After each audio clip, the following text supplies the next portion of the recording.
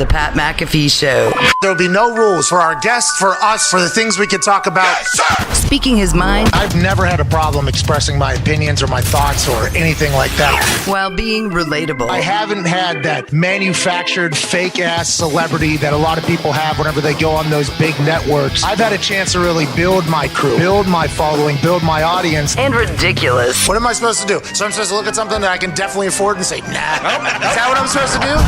The Pat McAfee Show starts in 3, 2, 1. Hello, beautiful people. It is WrestleMania Friday, April 1st, 2022. Rabbit, this sports show begins now. Yeah. Can't thank you enough for joining us here on this glorious Friday, Feel Good Friday at youtube.com/The Pat McAfee Show. I got a spray tan this morning. It is currently settling in. I had an opportunity last night to be a part of the big stage and set reveal for the most stupendous WrestleMania of all time. I got to meet the Dude Perfect guys. Ooh, nice. Oh. It was nice to shake their hands. Let's go shake their hands. Good energy from them. Very positive. They threw a football really far, one into a hole. Pyro went off. All of a sudden, there was fireworks off the top of this stadium that we're currently in. It was magical. WrestleMania weekend has officially begun. Before we dive into all of that, there's a lot going on in the NFL. Two guys joining me live at AT&T Stadium here in Jerry World, the nicest stadium I've ever been in my entire life. Gonna say it. This thing's 13 years old. It looks like it was just created yesterday. The upkeep is second to none. The views are spectacular. And the inside of that thing, I got to be in there last night, obviously, for a little bit. This place is awesome. We're very lucky to be here. Shout out to our folks at SeatGeek for making the connection. Shout out to Shane. You know, I just met Shane here for the Cowboys, and he kind of set this whole thing up. Good guy. This has been a dream come true this week. It's only going to get better. The two guys joining me at Boston Connor, at Nick Marauda. Nick, you got an Undertaker shirt on, huh? Hey, how about it? For shoot, Pat, I'm fully marking out while we're here. It's WrestleMania week. I could not be more pumped. Thank you, Take. Love you, Take. What? Take's going into the Hall of Fame tonight. Obviously, he is the headliner. That is after Smack Dahn, 8 o'clock Eastern on Fox, and then the Hall of Fame immediately after on the Cock. Hell yeah. Speaking of on the clock, the boys that are on the clock are the Hammered Down boys, who are always up to something. Obviously, the United States gets into the World Cup. We'll be seeing what group they are in. But also, there is March Madness to be had the next few days, so that means we're going to have to take a trip to T4 Town. Ooh. Tone Diggs, Bubba Gumpino, how you boys doing back there? Feeling really, really, really well. You know, I mean, it's a huge weekend for not only T4, but also the 4 teams that are playing this weekend. You all right? What the fuck? Clear the pipes. Hey, you all right? Tell you what, Pat, I'm not sure if you know this or not because you're in Dallas. We were 70 the day that you left. It was 25 and snowing this morning, so a little. Oh, bit you serious? We got another winter back there? Yeah, the little weather change just got me there. I was not prepared for that. Wow, dude, I thought it was spring. What happened? I mean, the goddamn Punxsutawney Phil. He tried to tell us, I guess. That rat. That living in a hole, pop out once a year, deliver bad news rat. This is the 4th different fake spring, right? I mean, we've had 4 different fake springs right into winter. When's this one over? At least I have no idea. And I was also up till probably around 3 a.m. or so, waiting for the set reveal to come out. I was on pins and needles all night. I'm not sure what was taking so long for the set reveal, but when it did reveal, it was fucking awesome. It was absolutely awesome. Yeah, I saw they dropped it overnight. It was like Taylor Swift, Beyonce type album. Yeah. Just kind of surprised. Yeah, 3 a.m. actually. I think it was 3 a.m., 2 a.m. midnight drop. Midnight West Coast. Yeah, just exactly. Obviously, last night was an awesome night. It was a fun night. It was a long night. At Bubba Gumpino, how we feeling gambling, pal? Soccer seems to be all the way back. How are you doing?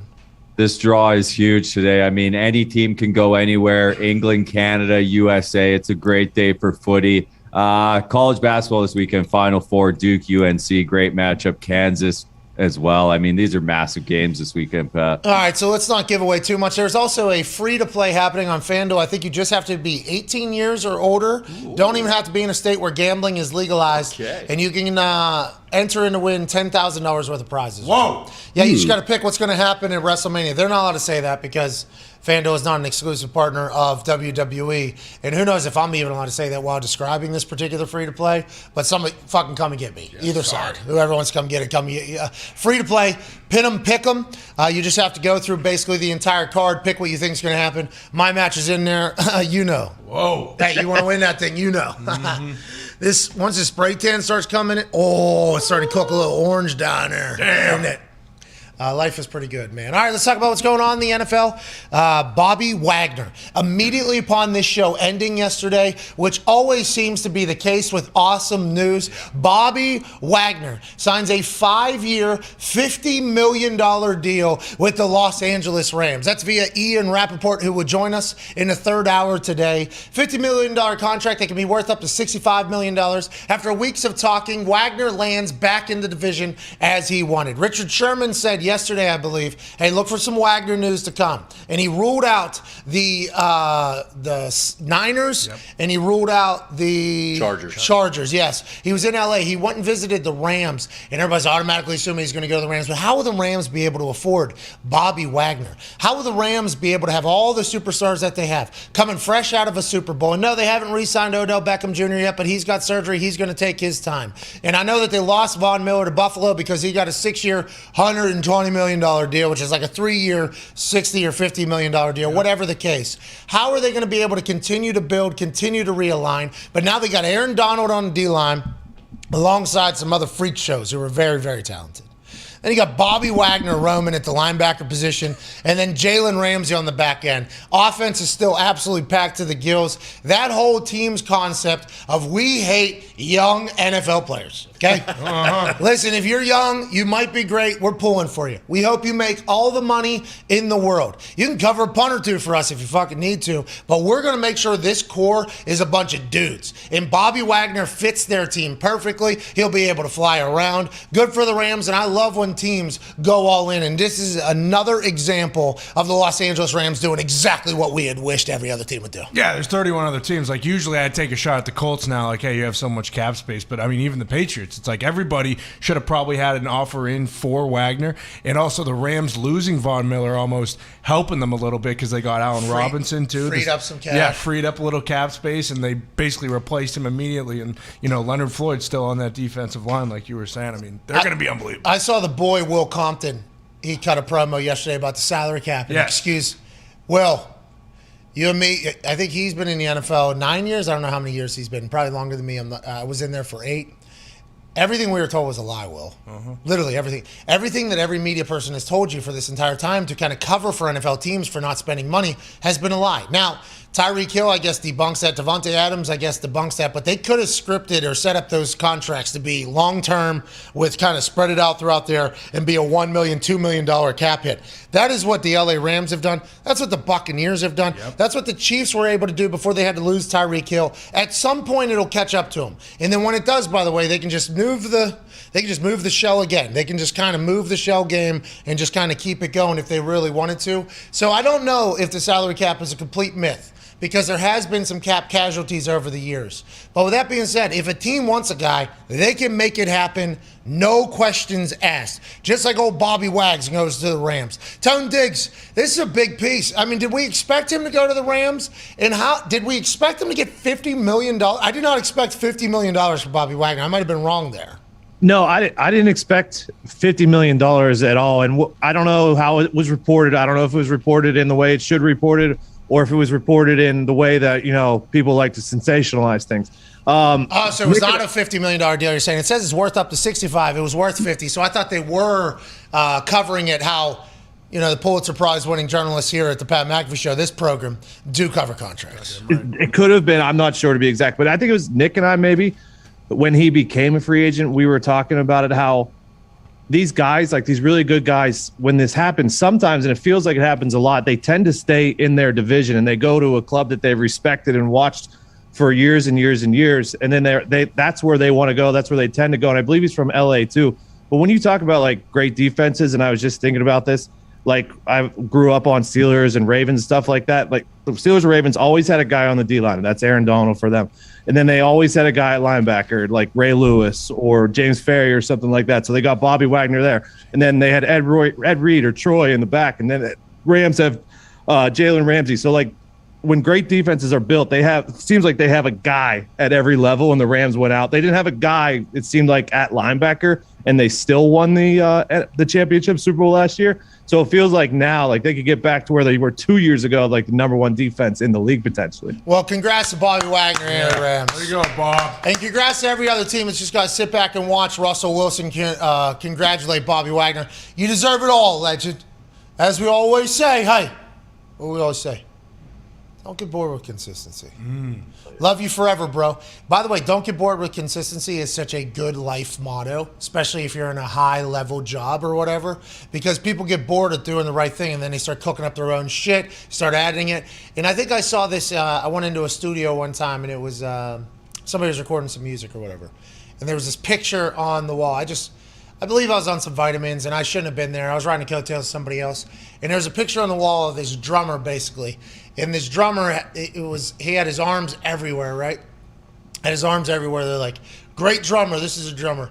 And then the next picture was like, this is the drummer we need. We just need you to sit here and just do this. This is all we need you to do. Just do this. So all the show and everything, the only thing this song is going to need is for you just to do your job at whatever level you need. Just be as consistent as possible. And I think that can carry over into so many other professions because people get bored with doing the right thing. It happens everywhere. You get complacent. You get comfortable. You get bored with it. It becomes second nature. It becomes easy. So you start cooking up some more shit. And that whole Russell Wilson, Bobby Wagner always talking to each other like, hey, don't get bored with doing this shit. Don't get bored with always going, hey, clear eyes, full hearts, we can't, hey, here we go. Because you can get sick of doing that type of stuff. You can get sick of putting in the extra reps that you've done thousands and thousands and thousands of times that are maybe so minuscule, but at the end of the day, you're going to fall back on those, and that's really the difference between winning and losing. The fact that Bobby Wagner and Russell Wilson seem to have the same mindset, and he's on the defensive side, and he has like a championship pedigree, what a win for the Los Angeles Rams. Now, the Colts didn't need any linebackers. We are stacked across the board there,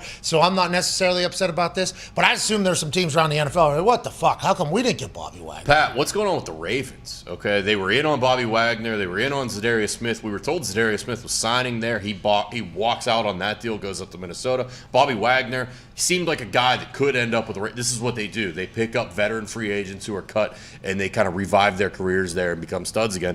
Doesn't happen for them. Lamar Jackson isn't signing a long-term deal there. There's a lot of controversy going on. What's going on in Baltimore? I don't know what's going on in Baltimore. This follows last year's offseason. Remember whenever Juju came out and said the Ravens made him an offer, he went back to Pittsburgh. Mm-hmm. T.Y. said the Ravens made him an offer, he went back to the Colts. I do wonder what's going on over there. Harbaugh just signed an extendo, so Harbaugh's going to be there for some time. Hopefully this year the Ravens don't have to deal with all the bullshit they had to deal with last year. COVID, injuries, everything like that. Maybe Lamar's waiting for another great season to kind of set the market again for himself. But you're right. If you're a Ravens fan, I'm sure you're asking a lot of questions on what the fuck's going on. Yeah, Honey Badger also just responded to a tweet like, hey, Honey Badger's coming to Baltimore or some bullshit, and he actually responded to it saying like, no, you remember what happened last time, and I'm not sure exactly what he was referencing, but just add that to another the list of guys that don't want to go to Baltimore. So much like the insiders, we got yesterday with that Billy Davis. Billy Moss. David. Tony Ross. Tony Ross. No, he wasn't. Tony Moss. Billy Moss. Billy Moss. At Billy Moss NFL. At Will Moss. Dave. At David Moss NFL. At Dave Moss NFL. Said that the Steelers are going all or nothing on Tyrann Mathieu. Everybody on the internet told us that was a bunch of bullshit, and we kind of said that as we were reporting it, but we still had to report the news because that guy had a shield behind. Willie Moss was appearing to be a professional, but now here on April Fool's Day, it's getting everybody done. Yeah, as soon as the all or nothing in the tweet came out, or like the phrasing in the tweet, so the Steelers have never done anything where they're all or nothing. And then I did later in the day see that that Twitter account was Kevin Colbert last week. We got so that's a new McCockner.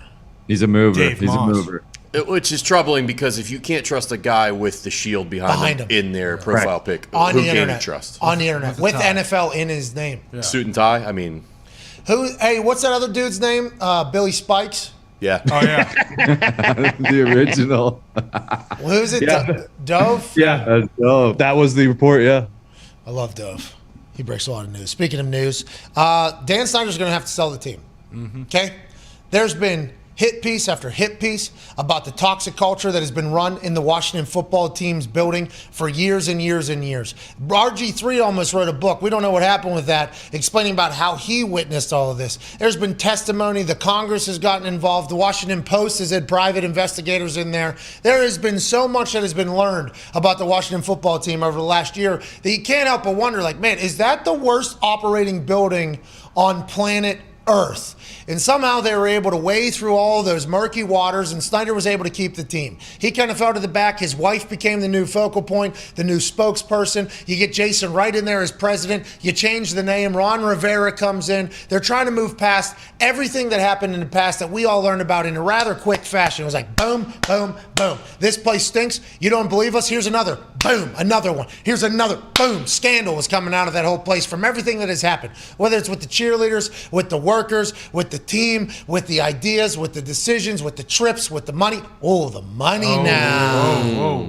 So not only is, poop pipes bursting in the stadium over there at FedEx Field because it's a trash place, not like this AT&T stadium. No. And I don't have a dog in the fight in the NFC East, but I will say this is the stadium you want to play in. First class. We got to walk around it. This place is incredible. But we wondered how Dan Snyder was going to be able to survive all of this. And everybody that was a Washington football fan, and everybody that was an NFL fan would say, no, this is what Dan Snyder does. And there's actually memes that are like, oh shit, Dan Snyder ain't going to survive this.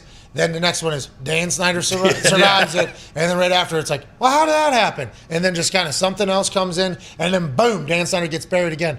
Now there's alleged reports that the Congress has found out that he has been running 2 different books to paint 2 different pictures about the team's finances. Congress will now expand its probe into the team's toxic workplace to include the finances. That's via Front Office Sports, who I do believe we could still buy if we had to. Oh, yeah. Now, with that being said, we appreciate Front Office Sports with this breaking news. And Dan Snyder can get around all of the toxic exposés coming from Bezos' company somehow. We didn't think he was going to be able to survive, but he was able to somehow. This one, whenever you get into the finances and you have the government involved, I really taught a couple things.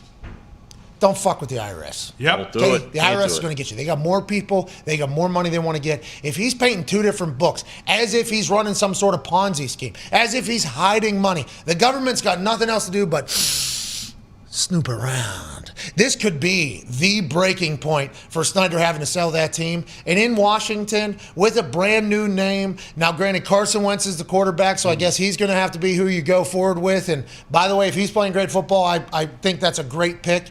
This is a very desirable team to get, especially in a place with all the power in the world, basically. Yeah, and we were just talking yesterday about like how the process of acquiring a new team. Like if someone does, even if nothing comes of this for Snyder, if someone goes to Goodell, like Bezos, you were just mentioning, says, "Hey, look, Roger, I'll give you $7 billion and I'll give you 3 more and I'll pay for the new stadium all on my own." Like with all the drama surrounding Snyder, like isn't this a new chapter for the football team and Commanders? Like get a new owner if you're going to do that. Gumpy, let me know. The internet, you know the internet better than anybody. The internet told me that Snyder and Goodell are just boys. Is that why Snyder always gets past all this? Or is it just because he's a billionaire and he's an NFL owner so he can do whatever he wants whenever he wants? That sounds right. It sounds like everything, no matter what happens, somehow gets swept under the rug, like the Gruden stuff, like how none of those emails got released. Like it feels like no matter what happens, he gets saved, Pat. I do not know why, so that would make sense. Hold on. In the United States of Goodell, okay? Oh yeah. In the United States of Goodell, his rules, far exceed the states in a lot of different things. But if the Congress and the government get involved in a potential Ponzi scheme, 2 different books, hiding of money, that means you're hiding of taxes, plus all these exposés, it's going to get real loud. Not that it hasn't been already, but once the money thing gets involved and the government feels like they've potentially been fucked, they are going to come. I mean, they are going to be the big bad wolf. They were showing up at league meetings, last year the Congress was showing up and saying, excuse me, what are we doing about this asshole team in Washington? What are we doing over here? I'm fascinated by it all because I think the way the selling of teams goes, and I know at the league meetings they said they are looking for diversity in ownership and they hope that one of the next teams that goes for sale, that happens. But I looked into it a little bit more. I think the only way teams are sold It's a blind auction. I think it's like a blind auction. Like you just put in a bid. You have to get okayed, I believe, by all the other owners. Then once you get okayed, you're allowed to put in like a blind bid. So like if Bezos really wants that, and they say, well, the team's worth $4 billion or $5 billion, but if some ridiculously rich group of people just want to come in and say, hey, we'll go $10 billion, it's like, bang, that's being sold like that. I'm pretty sure that's how it all goes. And I don't know how Snyder escapes that, especially with Bezos, jacked up on his yacht, just dreaming about being an NFL owner all day. I was going to say, my mom's been an accountant for 40 years. I was an accountant for 3 years in college and balanced quite a bit of books. And Phil had a really incredible tweet yesterday on, do you know how hard this is? He wasn't keeping 2 separate books just for the fun of it. Like when they dig into this, there's going to be some shit like, those numbers people love catching other numbers people's too. Like that's like whenever when Phil has to sit down with whoever the accounting people is at whatever other company we're at, and the Excel spreadsheets come out. Oh, it is awesome. It's like I'm in a nerd Super Bowl there. You know what I mean? Well, this number doesn't make sense. How'd you get to this? And then, oh yeah, we actually did get that wrong. Let me go ahead and in there. He had to do it with 2 different books. What was that movie where old buddy, the rich guy? The Accountant. No, yeah, not the accountant where he was killing people. The that documentary about that super rich guy that was fucking bamboozling like princes and everybody. Oh, not the Tinder swindler. Was it that one? No, Tinder swindler was a catfish. I'm talking about a guy who was Ponzi scheme. Madoff? Bernie Madoff? Was it Madoff? Madoff. Madoff had like princes and governments and everything investing with him, and they had that own floor, that own office where somebody else was keeping all the books, and they had to keep the fake books just as accurate as they had to keep the real books. So for every move they made on the real book, they had to make it look smaller on the fake book. That is double the amount of work immediately, and you can't tell anybody else about it because the bigger it gets, the more people know. I wonder how many people knew they had multiple books, because that's an easy thing to crack. It had to be just 1 or 2 people. And whenever you're talking about billions and billions of dollars, that's a lot of numbers that they have to put in the Excel spreadsheet. It is wild. All right, let's get to a break here on this glorious Feel Good Friday. April 1st, rabbit. Don't fall for any of the bullshit today. Everybody's foolish today. Ian Rappaport's already fallen for 2 fake trades. Don't be like Ian Rappaport. Come on, Rappaport. On the other side of the break, we have absolute living legend, Kofi Kingston, joining us. And I am so thankful he is here. I am so thankful to be in AT&T Stadium. I am so thankful it's WrestleMania weekend. Let's enjoy the hell out of this. We'll see you in 4 minutes.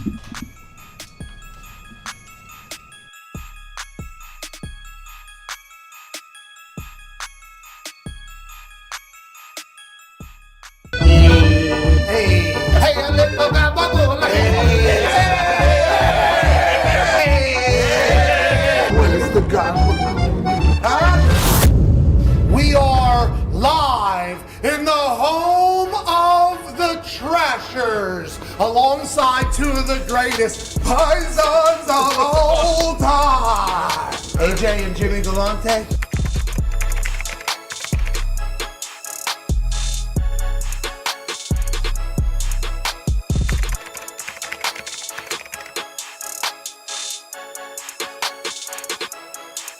What the fuck is International Ice Wars, and why is this going to be the most electrifying thing of all time? This is a brand new sport. I figured we just cut out the middleman of the hockey and we bring in just the hockey fights. Since we have one of the most famous Italian families in American history, I would like to clarify some things. Am I allowed to just do this randomly? Anytime you Yeah, why want. not? Don't worry about it. Hockey. Let's get rid of the puck. Let's get rid of the stick. Let's just have these 2 Goliaths fight each other. Is this what hockey is in the future, you think? Pat, there's an old adage that people say, I went to a fight and a hockey game broke out, and I think this is what we have here. You guys have captured the essence of it. Hey! Am I allowed to emoji with both hands? Am I allowed to do this? You can do whatever you want. Pat. Whatever I want? You do whatever you want.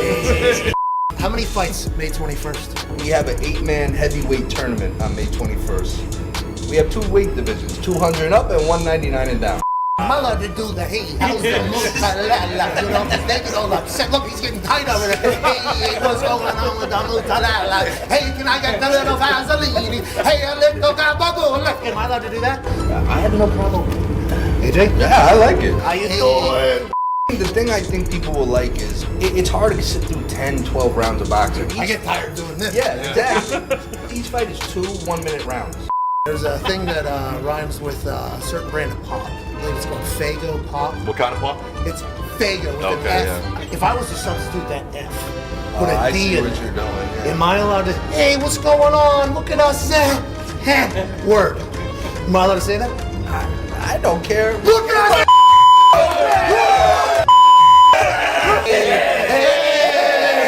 We gonna pop the tops off, or we going bare knuckle? They're wearing full hockey gear, helmet down to skates, but they do wear 4-ounce MMA style gloves. Intros. How are intros? I think it's going to be very WrestleMania-esque. Pyro? Whoa. Yes, very WrestleMania-esque. Hey, are you going to be in there just throwing money at the winner? I would love to be able to go to Canada, but I'm not allowed in the country. Because of. Hey, you fucking have nothing to say over there. Frank just got so much better. Do whatever you want. Oh. Hey. What does the winner get? A title belt? Oh, no. King of the ring and get a crown. Who is the judges? The judges are going to be the current or previous hockey enforcers who know what to look for, rather than randoms like in boxing who've never boxed. Do you plan on any ex-NHL goons getting in Hey, there? we'd love to if they're not scared. Hey, come get a couple stick taps. There's a lot of NHL guys that are super excited for this. How do we know that the judges aren't going to be paid off? Yeah, because, you know, to curb the people that may be some prejudice because of our front office staff, we have 5 judges per fight instead of 3. So it's easy to pull one guy out, but with 5 it's a little more difficult, so just in case. And here's the best part, if one of the judges is a current fighter, okay? If we have a fight and you lose on the cards and you don't like it, you call out a judge for the next Ice Wars and fight them. shouldn't that be how life is a little Yeah. Yeah. If it goes to a draw, it goes to an immediate 30-second icebreaker round on site. Like sudden death. If the ref raises 2 hands, it's on site 30 seconds. Battle it out for the winner. Let's go. Who will get the crown? We find out May 21st on Fight TV. Tickets go on sale first week of April. I see your hoodie. Yes. You make sure AJ Hawk knows that you are a real Italian because I said so. And if he's got a problem, tell him to call me.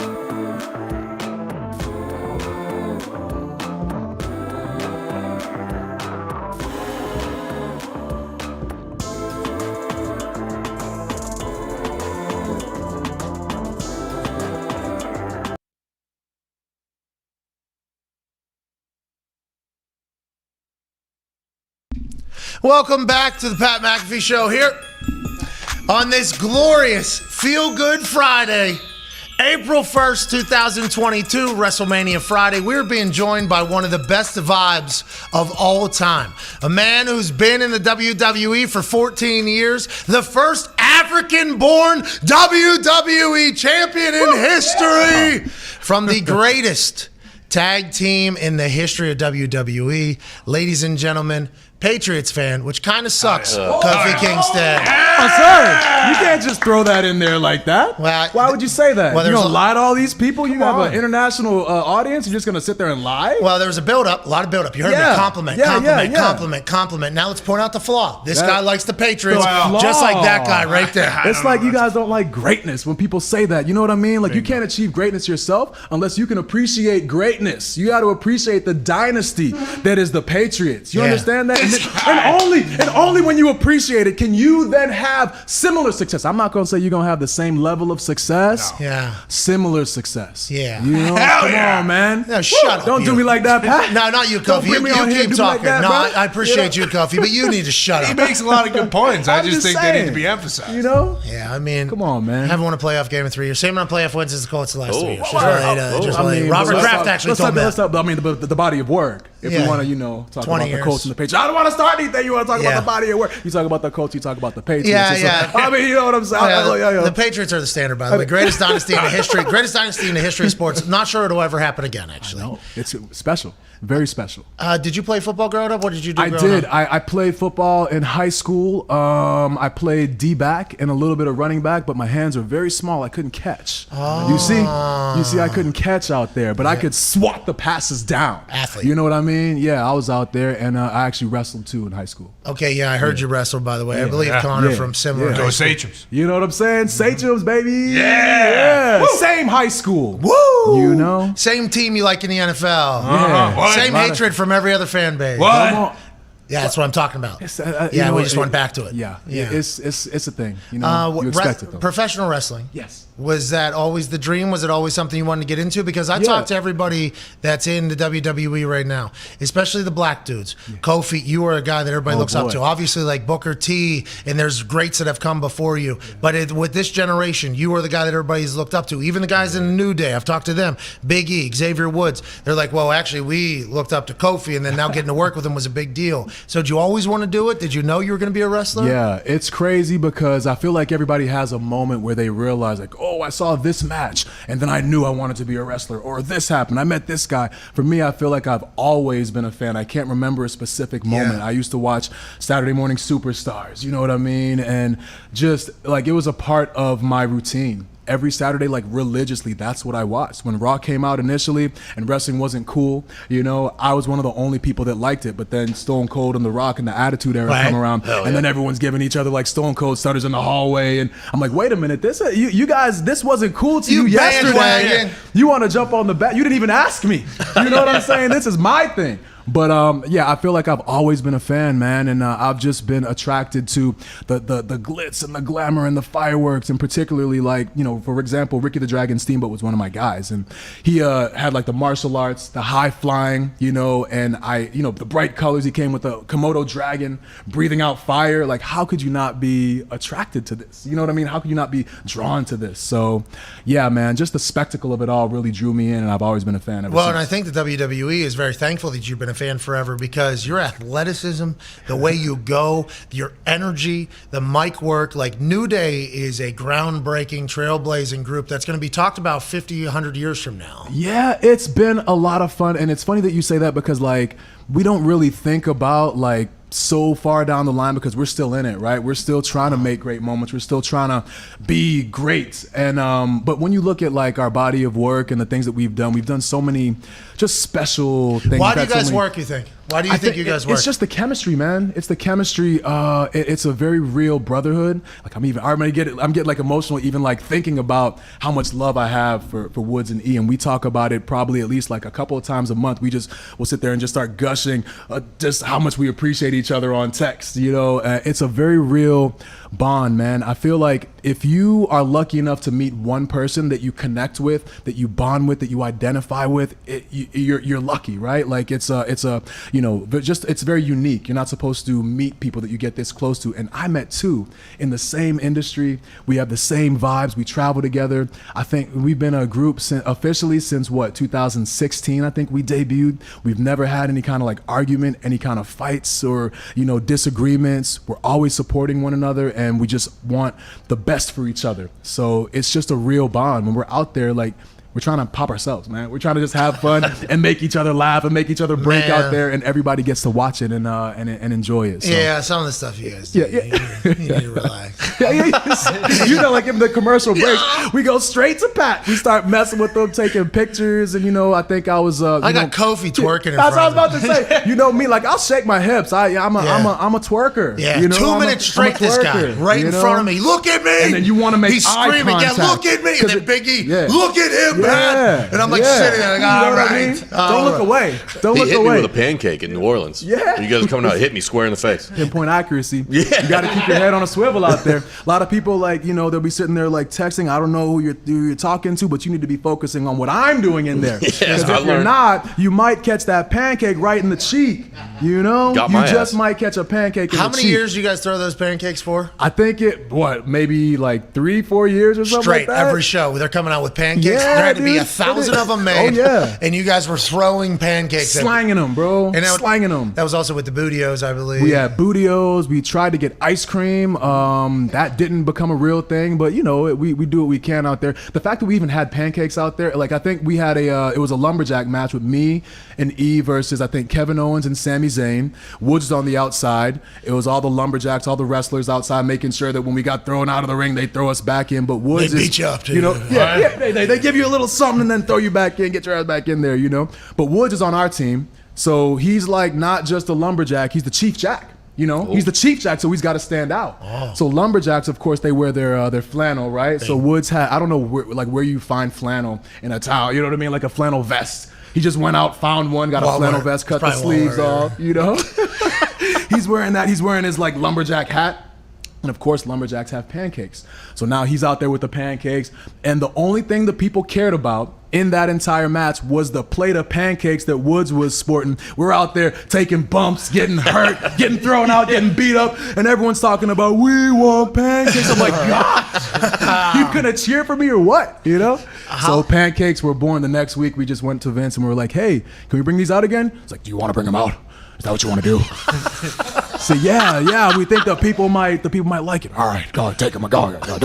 And pancakes were born, you know. So we just were slinging those. Then like pancakes, 6 months later, you go and you're like, hey, I think we're done with the pancakes. No, they love the pancakes. God, gotta have the pancakes. So you know, Woods plays trombone, and for a while, like it was me, Ian Woods. We would have like 6-man tag team matches, and we have 3 people on our team. So like the logical thing would be like the 3 of us, we're a team, we'd be out there. But there was a period of about like 6 months to a year where we would have another random wrestler on our team because Vince was like, no, what was I gotta have that trombone. I gotta have that trombone out there. We're like, all right. So for like 2 years, Woods is out there just and that's what they wanted, you know? So yeah, it's all good. In the history of wrestling, normally the people that bring good times, good vibes, funny, everything like that, not champions, right? There's like different roles for everybody. So you have had to kind of balance it. I mean, you came in with a Jamaican accent. What you talking about, Gold School Coffee Kingston? You talking about throwback Coffee Kingston? Hey, rude boy! You talking about the beach? You talking about Jamaica? Hey, everything I read on the clock, boy. Boo, boo, boo. Oh, whoa, throwback. Excuse me. Sorry. Didn't mean to go back right there. Didn't mean to take it back on you. No, but that was an incredible. That was how I think we're all introduced to you, and then you know a couple weeks later you come back, you're a completely different character. But the entire evolution of you've always been upbeat, high energy, funny, and you even had a championship run in the middle there, which is not normal at all. Is that something you have to think about because you know the business a lot better than a lot of people? Man. Like, what are dreams and aspirations while you're making all these decisions? Yeah, I think the most important thing to having an extensive career is being able to adapt. For example, you look at The Rock. He started off as Rocky Maivia with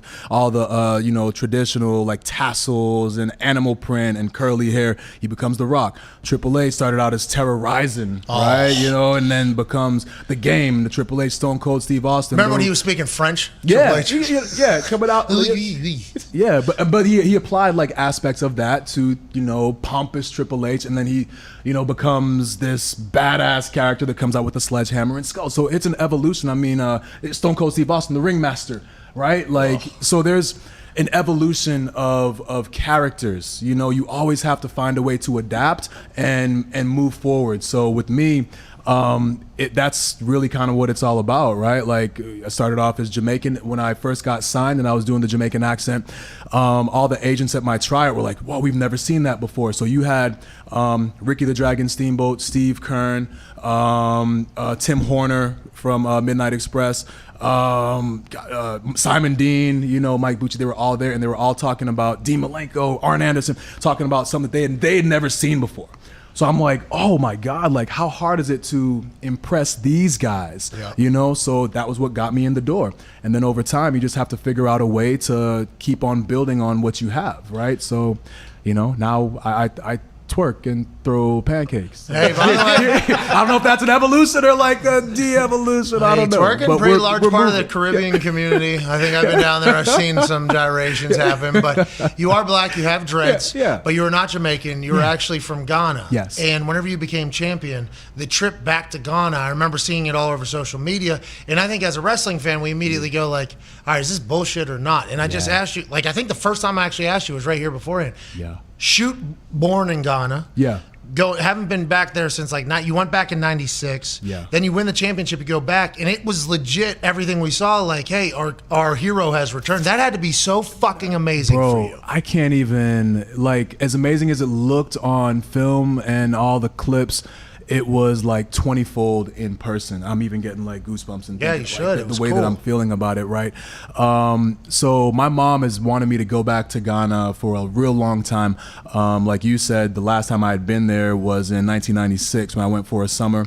But then Family still there? family's still there, yeah. Grandparents, aunts, uncles, cousins. You know, we keep keeping great touch through Facebook. It's a beautiful thing, social media. You know. Well, I mean, So- it is beautiful for that. But Be careful. there's a bigger conversation. There's a bigger conversation coming. We do not have enough time to get into it. Whatever But, the case, it is beautiful to keep up with family through Facebook. Yeah, man. So, I you know, when I went back, so finally, you become like a WWE superstar. You don't have time to do anything. You don't have time to go to weddings and, you know, even funerals you miss and just a lot of different life events. But after I won the championship, I was like, man, hey, maybe I can bring the title back to Ghana.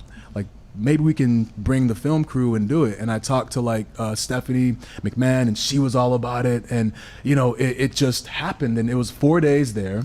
And from the moment that I got off the plane, I was surrounded. It was almost like when like Ali was in South Africa, right? And you saw like everybody in the town and the village like surrounding him. That's how it was. champ is here. Bro, the entire time, like walking through the airport, you know, I don't even know if I went through customs or not. They just wanted to get me out there, you know what I'm saying? Like, all right, here you go. And I get out there and there's a whole bus and everybody is there. They brought like dancers and people are just celebrating in the streets. And it's just so amazing to me. We went to my parents' hometown.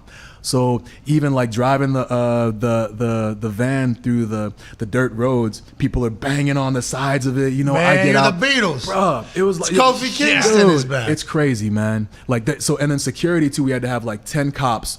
They all surrounded me in a circle and they're all holding hands and we're just in the middle of it and everyone is just so excited, wanting to like, you know, touch my arm or just like the level of happiness on their face was like, it's just crazy. Because Is that pinnacle? It's yeah. That's what you're looking for, right, in this that's business? it, man. Like a genuine, like, you know, just authentic emotion. Like it's at the end of the day, like to me, it's so crazy because I'm just a dude that decided to follow his dream.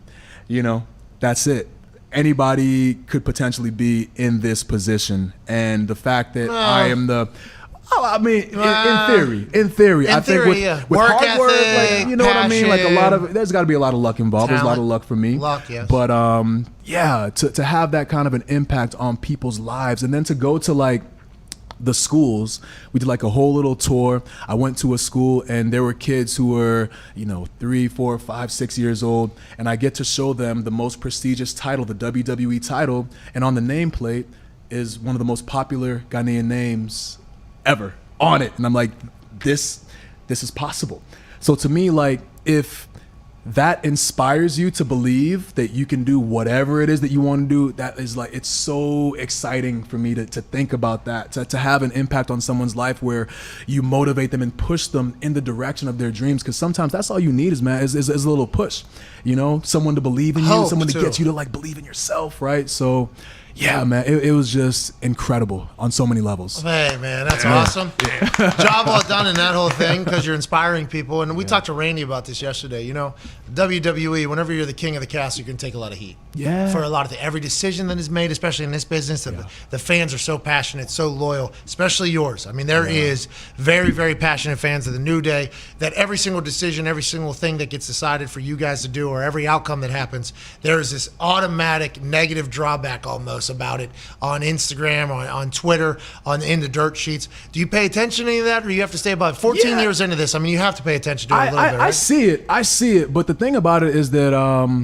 I feel like we have a general, like an intrinsic drive to fit in. Even when you're a kid and you're in like middle school, you want so desperately to fit in to the point where you might compromise your own morals or beliefs just to fit in with this group so you can be accepted. So when it comes to social media, there's so many people that like in an effort to fit into this like toxic group, you want to go in there and make like comment. You want to run people down so you can get likes on your comment so that people can. So it's very toxic in a lot of ways. But for me, like I hold myself to the highest standards, so nothing that anybody says can make me feel like worse than I feel. You know what I mean, or any better, because I just hold myself to a high standard. So I don't really allow any of that to really affect me. I certainly do appreciate the positivity that's out there, and again, like just having an influence on people's lives to push them in a positive direction. But yeah, I mean, I see it. I think a lot of it is real comical in a lot of, because like, bro, like you're at the house and you're gonna take time out of your day to pull out your phone. I'm gonna type this in and see if he reads it. He's gonna know what I said. Like, who cares, man? Like, do something else, bro. Like, come on, man. You gotta have something better to do than that. You mentioned Stephanie McMahon. You talking to her about going back to Ghana, and obviously, her, Triple H, Shawn Michaels unveiled a new Undertaker statue yesterday at Access, and it was an emotional moment. But the longer I'm here, the more I realize like this WWE is a family, like very much a family. Yeah. How do you feel now? And I talked about this with like Big E and Xavier Woods, and then there's going to be a lot of younger guys that are going to continue to come in that look up to you. Like you're an OG now around here, and that's a real thing. Like I'm going to ask you for advice on my match probably at some point in the next couple of days, and I assume that happens to you on a very regular basis. You enjoy that? You love that? Feels like that you're the perfect person. Yeah, for sure, man. I think that I've been real lucky to have experienced so much success and so many positive moments in this industry, and that's what this is supposed to be, man. Like this is a dream. There's nothing else that is like this. So whatever I can do to help people get to that point and taste how the sweet nectars of the industry and you know what I mean, like feel it the way it's supposed to be felt, of course I'm gonna be right there to help you or give you advice. And it's just an opinion too. Like I don't get mad if like people don't listen to what I have to say, because it's really like what you feel, man. Like do what you feel, do what's in your heart. This might be what I would do in that situation. It might work, it might not, I don't know. But if I can help anybody to attain a little bit of success and have a feel-good moment in this industry, then I'm all about it. So it's cool to be in that role where it's like I look around and I'm like, man, there's a lot of people here who I don't really, people be telling stories of, and this guy was there and that. I'm like, I have no idea who you're talking about, man. Like, you know what I mean? It's like me, Dolph Ziggler, Miz, I don't know who else. Sheamus has been around. Randy, right? You know, the longer you hang around this business, the smaller the crowd. Yeah, the smaller your circle of familiarity, I guess, gets. But it's part of it. What are some mistakes you think you see a lot of the young folks make in this business? What do you think it is? Is it in ring? Is it out of ring? Is it just a whole process? I think a lot of people, and I did this too, but I feel like people take themselves very seriously and you forget to have fun. To me, that's the biggest mistake. And I'm real lucky that I had Scott Armstrong as a ref for the majority of my my he's early had some matches. Blown calls though. Let's not get crazy. He's a quick tapper every once in a while. That guy. Hey, you gotta do what you gotta do. He's right? lucky I wasn't on commentary for that. I call out the refs every. Hey, look at the damn. Oh, yeah, I enjoy it. You know, but he was a guy where like. Initially, I would come out and I'd be so nervous, and you'd be thinking about like what's supposed to happen in the match. Okay, I need to be here, and you come out and you slap hands with the people, but you're not actually like there. You're not feeling it. You're not taking that moment, and then you get in the ring and you're waiting for your opponent to come out, and Scott will be like, "Hey boy, hey man, take this all in, man. Take a moment, breathe. Look at all these people here, man. They're here for you." And you take a look around. It's like, wow. This is actually really, really cool. So, why is that guy telling me to go fuck me? Why doesn't he like me? He doesn't even know me. But it's still pretty cool. He's talking to me out there, you know? So I think being a lot present, of people, it feels like. Yeah, being present, and especially like early in your career, because there's nothing the more you, it never really gets like old, I guess. It's always exciting when you get in there and you're out in front of the crowd, but it's never quite like it was when you first come in. You'll never have that, those initial butterflies and that just feeling of wanting to go out there and kill it more than anything. Like, this is your opportunity. I think people get nervous in that moment, but I would hope that you would take that nervousness and let it make it into something positive, and let it drive you to have a good match or have the best match on the card. So, I think being present would be a lot quicker way to. No, it's a great description. Me, I'm long-winded now. You know what I'm you saying? should be. So- You're a great talker. You're a great talker. I mean, I've been given the chance to do one promo, and the music got hit in the middle of my thing. So I'm a long-winded person. Yeah, hey, I think came in the middle of that whole thing. Yeah. You said you're chasing that. I think as a fan of wrestling, we've seen like the older guys come back and like chase that feeling again. Yeah. Have you thought about, because you're 14 years into this, you can go for another decade plus if you want it. Have you thought about all that, or are you just trying to be in the moment? Man. I just kind of try to, like I said before, like I'm still kind of in it. But if I was to tell you that I've never thought about like when to end it, that would be a lie. I don't know. I still feel pretty good. I think that when you show up to work, and this goes for like any job, but if you show up to work and you're not having fun and you're miserable and you're complaining and the environment is weighing on you and you're taking that negative emotion home, then from a mental health perspective, like you should probably get out. But for me right now, I'm having fun out there. Anytime I'm out there with Woods and E, like it is just, we're on cloud nine, man. We're having so much fun out there. And then just to be able to interact with the people, and especially like you look into our audience and you see such a diverse crowd. You see all the kids out there, and to put a smile on a kid's face is a pretty cool thing. I think that one of the things that I say this a lot, but one of the things I miss the most is when we got to be bad guys and I came out and I could yell at kids, I could berate kids, I could threaten to ground kids, I could tell you to respect me because I'm an adult, don't make me come out there and do what your parents should have, you know what I'm saying? Like, I miss that so much. But just to be able to like make people react and feel a certain way is the best part about our business. Yeah, it's fantastic watching you work. The commercial breaks you guys are on the entire time. Yeah. And that's like one thing I've realized about like the separation of, who it seems like, these people, whenever it goes, like when they're out there, this is a show the entire time. Yeah. Even if the lights are off, even if there's something going on somewhere else, like you, Xavier, and Big E, even if you were in the background of a shot, it's like, hey, the New Day is going to be an additive to this particular scene because they're only getting however many opportunities. Like the viewing, the way you guys view your opportunities, I think is very, very inspiring. Yeah, man. Yeah. Now, follow up. That Big E shit was crazy. That was right in front of me, dude. I almost got like sick almost. So the crazy thing about it is that like what was supposed to happen was I was in there. He was supposed to have that interaction on the outside.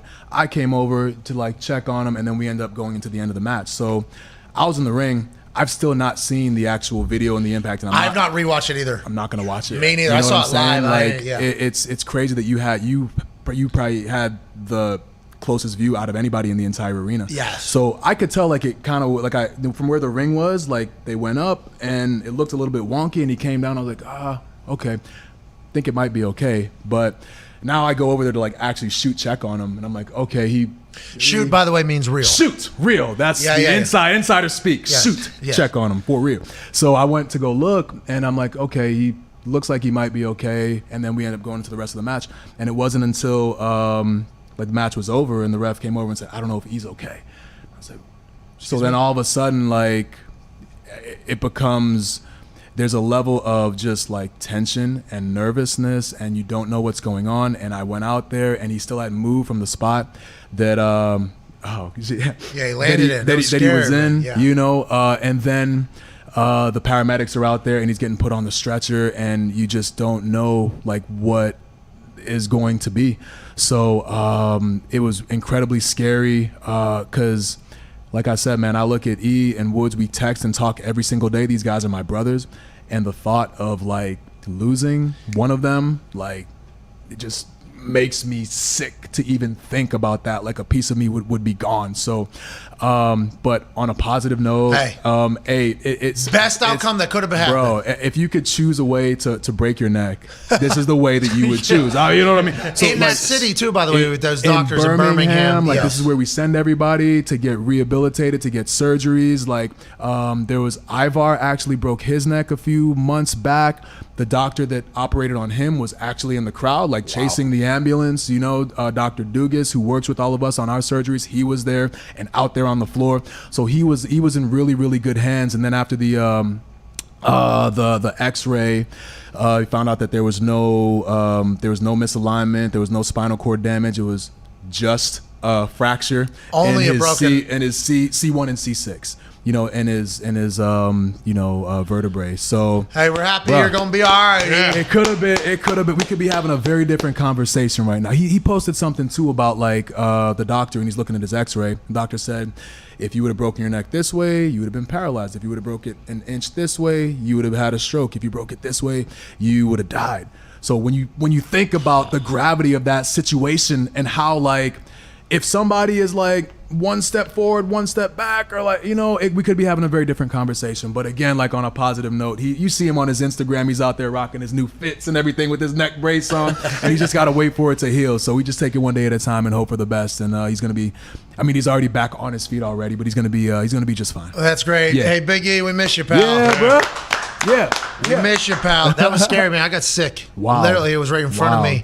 And I think the narrative by some people, and you talked about the toxic people and people trying to, you know, jump in the mob mentality and feel accepted, like, yeah, I'm against this as well. Mm-hmm. Everybody that was on my headset, in my ears, everybody that was around me, all the people, everybody, you know, we got live TV though. Mm-hmm. Everybody had no idea, like it felt like everybody was like, oh man, Big E's one of our guys. Like it was a sad scene. Yeah. Happy Big E's okay. And it's because, by the way, it's because he's an absolute tank.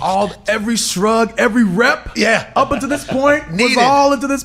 Man, if his neck wasn't so thick, you know, it's crazy. All those muscles. Happy he's going to be okay, but that's real. Like it's very, very dangerous out there. What you guys do on a very regular basis, what I'm going to attempt to do on Sunday, like there is real life danger happening every single moment out there. Yeah. And from all of us to you, man, thank you for your years of dedication and sacrifice of your body for our entertainment. Connor went to your high school. He has a question for you. Yeah, Kofi, I'd ask you, you know, who's going to win the Super Bowl, but for shoot, we know it's the New England Patriots. Shut up. For shoot, Pat. Yeah, we already know that. We already know that. Pat mentioned, like, you know, the guys coming in who might be new looking to you. Was there anyone you kind of looked to for your career and also for like New Day as a whole? Yeah. So for myself, everyone always asks like who your favorite wrestler is, and for me, my three guys are Rey Mysterio because he was undersized, I was undersized.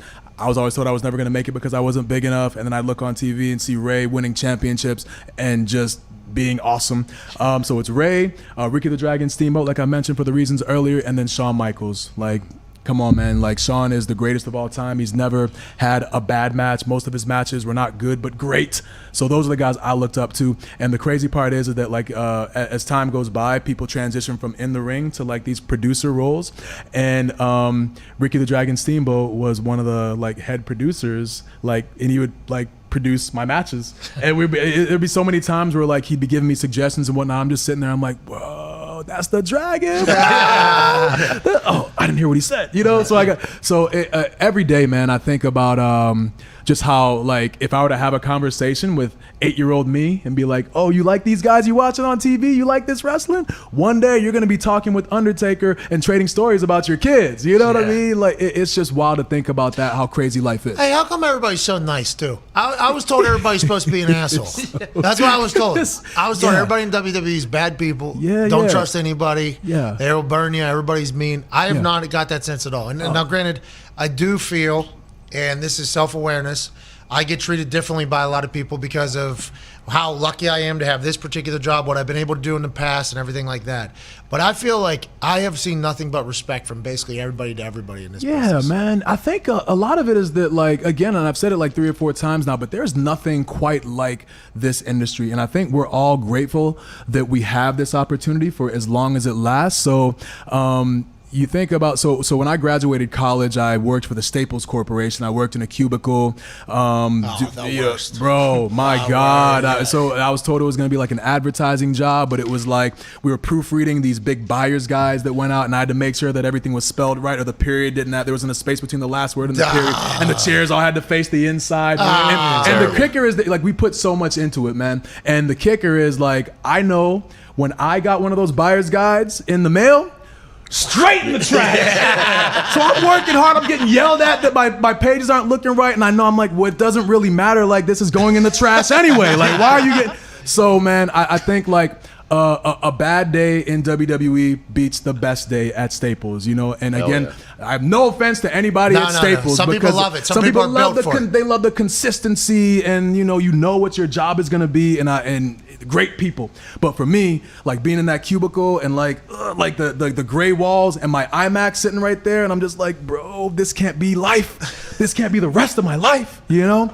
So luckily I followed my dream and here we are. But I think all of us have that, like you realize how special it is that what we do is. So, it's a business though. I mean, it's a fine balance. It's an interesting balance, especially when you've been around for 14 years. Yeah, man. Crushing it. I'm out here trying to do my thing, Pat. Hey, Nick, go ahead, pal. Kofi, it's fascinating to me. Randy Orton sat there yesterday and he talked to us, and you guys have completely different backgrounds, right? Yeah. It was kind of your dream to be a superstar. Randy, although a third generation guy, said it wasn't like his first choice really. He didn't really love it like that.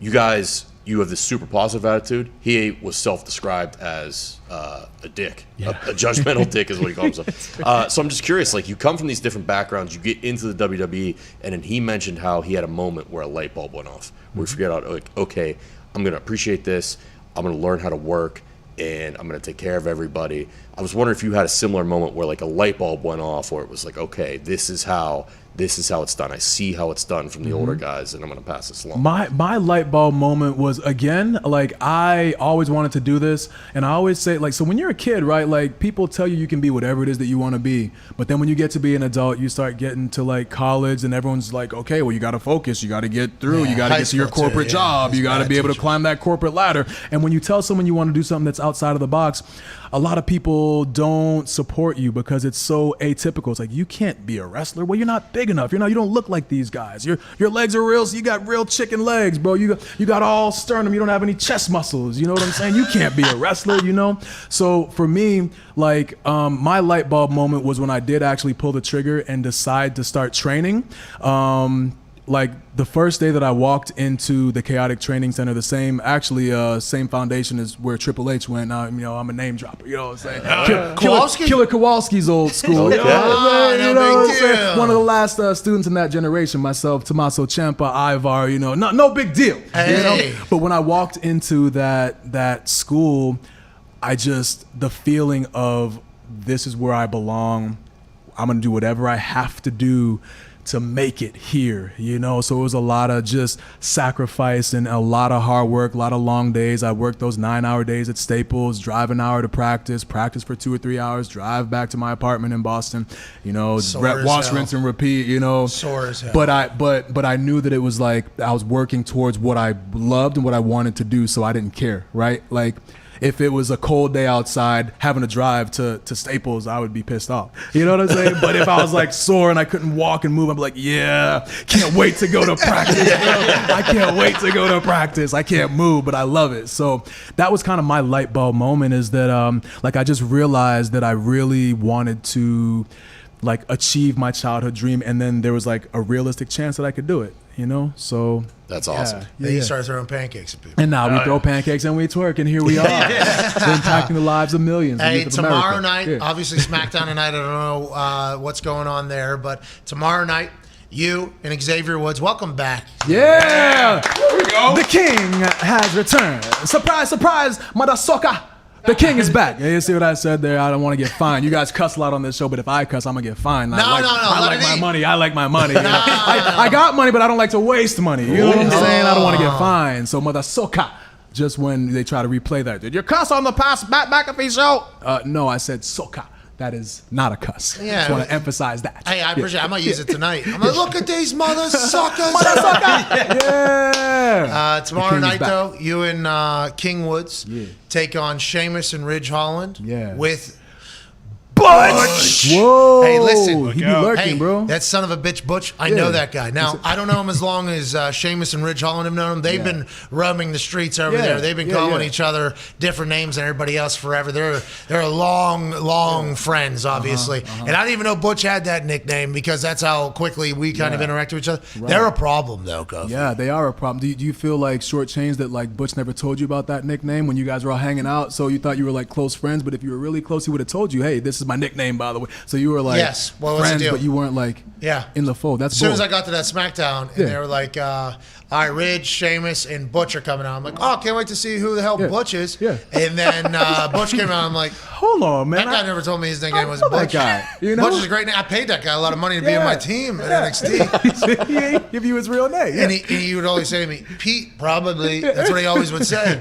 And then I guess his childhood name was Butch. But whatever the case, he's a problem. The Butch is a problem. Butch is a problem, man. But I think all of those guys, man, Sheamus, Ridge, and Butch, like they fit together really, really well, man. Like it's a great little faction. The chemistry is there. Like Sheamus, obviously, he's been They've around been friends since kids. Yeah, you know, the childhood friends. Of You know course, what I'm saying? They've been hanging out, and their chemistry is there. You know, so I think they got something special for sure. They've been giving me problems over the past few weeks, but like you said, man, the King is back, and now me and Woods get to take on Sheamus and Ridge, and we got to keep our head on a swivel out there, just like the pancakes, right? Keep your head on a swivel. Keep your head you on. got to watch out for pancakes. You got to watch out for Butch. You know what I'm saying? So those are the two things you got to watch out for. Hey, but it's gonna Butch be great, is a man. son of a bitch. No. Yeah. Son of a Butch? Mean. He's mean. He's a butcher with those joints. Hey, he's going to try to rip those little fingers off your hands. Yes. Good luck trying. You know what I'm saying? My hands used to be a lot longer, and someone tried to rip them off before. You know what I'm saying? And now they're smaller. So I've had my fingers. What can you do to me that hasn't been done already? That's what we're you saying. You know what I'm saying? Yeah. Butch.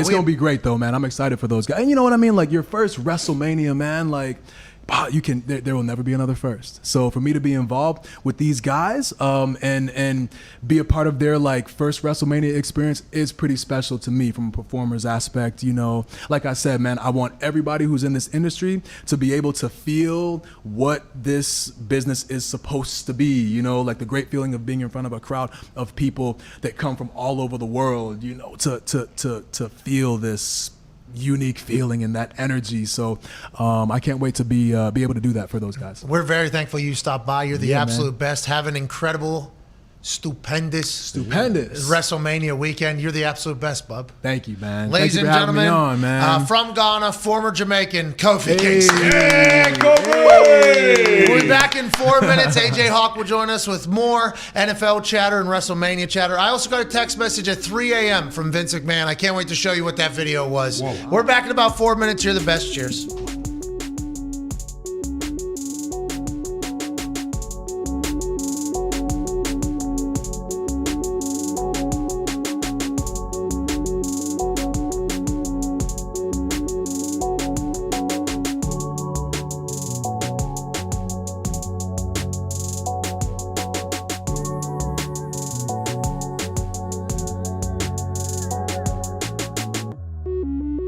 Yesterday was, a day that I've been waiting for my entire life, preparing for my entire life, dreaming of my entire life. Hand on the game, we are not playing the same. No, we not looking to change. Obviously, we had the Daily Show for 3 hours, about 15 minutes here. You send Josh Allen to the Colts? I would trade myself before I trade Josh. Immediately following doing this show, I went to the Indianapolis Motor Speedway and filmed an episode of Peyton's Places with Peyton Manning and Jeff Saturday. Best one yet. Hey, I memorize the lines. Oh, really? I was up in the crow's nest where you wave the green flag and then the checkered flag. The ladder to get up to that thing was literally this thick. And then you're standing on top of the track. I'm just hanging out there for a couple hours. I guess that episode's coming out in the fall. Got to see Jeff Saturday again. Love chatting with Jeff. Got to see Peyton again. Love chatting with Peyton. It was amazing. I was very thankful to be a part of that. And then immediately after that wrapped, hopped on a plane, flew to beautiful Chicago, Illinois. Can't stop now, I'ma grind till I'm ghost. God how he held me down the most. Can't stop now, gotta grind till I'm post. Gotta thank God how he held me down the most. Got the whole team on my back. And I can't thank the people of Chicago enough for the love they gave me whenever I walked out into the arena last night. It's an honor to be here watching Finn Balor do his thing. Hold on one second. You already got yourself in trouble. Look at this clown. We're both going to be panhandling on the side of Golden Mile Highway if McAfee doesn't get his crap together. He's not putting hands on Austin Theory. Let's make that absolutely clear.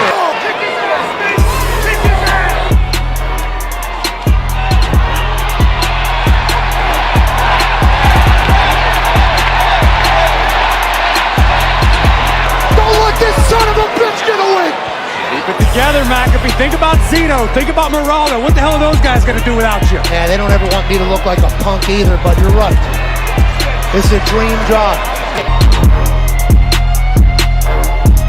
WrestleMania, I'm preparing day and night, 2-a-days, 3-a-days, eating healthy, getting back into the best shape of my life so I can beat the hell out of Austin Theory. And tonight, dream come true, mission accomplished. Yesterday was one of the coolest days of all time, and I can't thank everybody enough for allowing me to live this life. It's the dumbest life of all time. I will continue to try to enjoy every single moment. I will continue to try to do my best at everything I am doing, and thank you all so fucking much for all these opportunities. What is it? Why is that thing up? Why is there a light in the sky? Is that an alien? What up, alien? My name's Pat. This is Foxy. Let's chat. City UFO. It was a hell of a Monday, wasn't it? Show, Peyton's Places, Monday Night Raw debut. Now we're back home. Got a meeting in the morning. Back at it. Let's go. Let's go.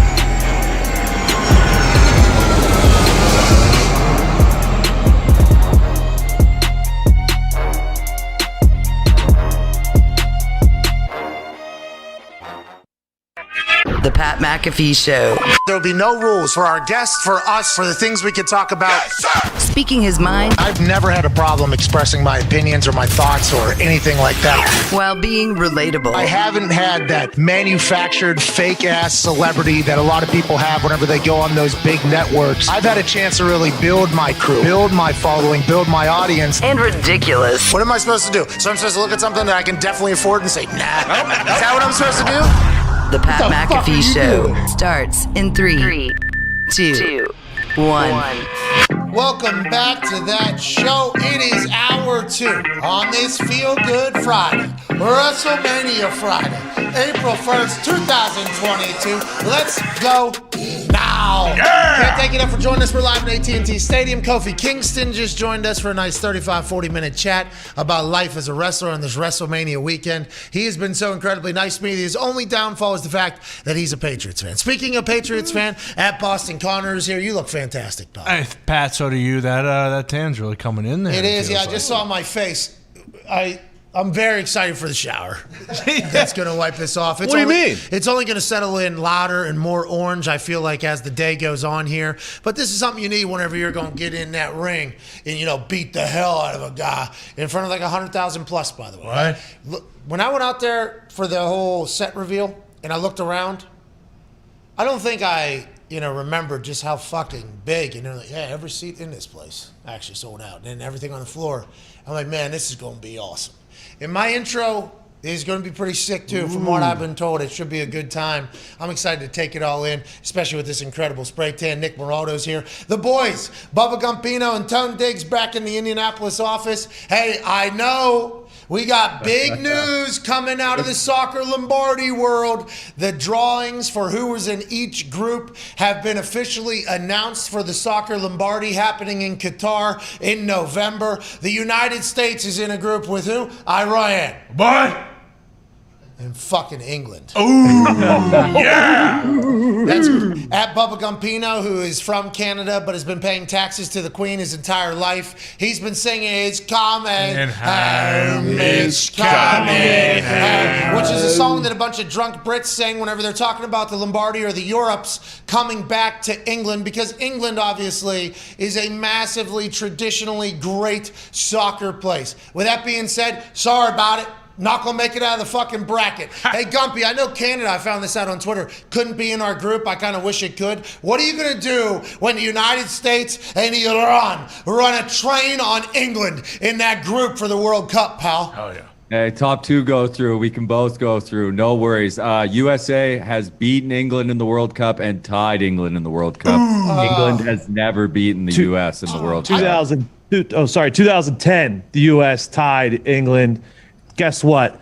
Top 2 go through, not 2 for the U.S., okay? We're top 2, not 2. It's who else is in the group? It's us, England, Iran. And then they're waiting on the 4th right now. It just got announced whoever wins the European playoff, which I believe is between Ukraine and somebody else or something. Ukraine and the winner of Wales and somebody. Whoa. We don't want Ukraine. No, This is troubling. Listen, Ukraine, hey, hope everything's okay, but I mean, that's going to be a tough game, because we've been. Yeah.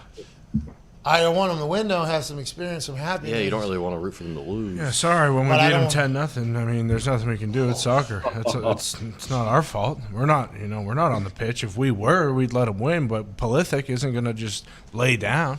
Speaking of Pulisic and soccer Lombardies, joining us from Manhattan, Ohio, ladies and gentlemen, AJ Hawk. Yeah!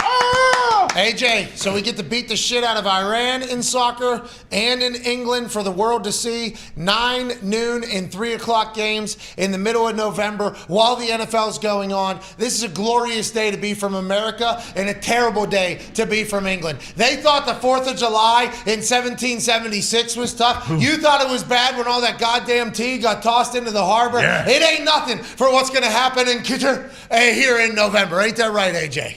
I guess, but is England looked at as a team that is superior to our American squad? We've beat them and we tied them. We were pissed when we tied them. We beat the shit out of England. That's what we do, okay? Is that old Harry Kane? Is he England? Harry Kane is Harry. Kane is English. Yeah. Unfortunately. He's a stud. I've watched that guy play. He's a pretty good goal scorer. He can't keep up with Gio, though.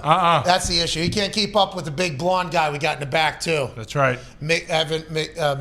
The guy in the back. They call him Big Blonde Guy. Yeah, big guy in the back. Big Viking guy. Is that the guy that is that the Abramovich character that played for the LA team? No, that's Zlatan Ibrahimovic. Okay, he does not play for the United States team that's seeking our first soccer Lombardi. They need to give that big blonde give him the band. Captain. They need to give the big blonde the band.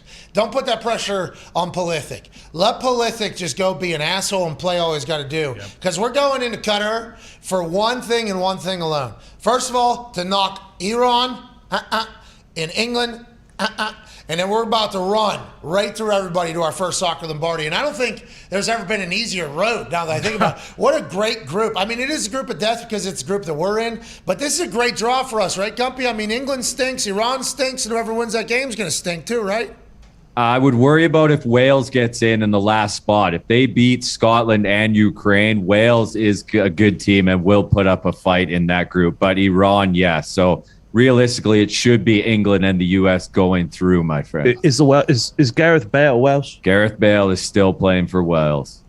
Well, listen, Wales is a country the size of AT&T Stadium. Bingo. If we can't beat them, I got big-time problems. You hear me? I got big-time problems. So it's either Ukraine, Scotland, or Wales? Yes, sir. Listen, Ukraine, you're going through a lot. All right? How the hell are they even continuing to practice right now? Like, what are they up to? Well, I don't think they're in Ukraine right now. Very impressive. Where are they? They got out? Hopefully.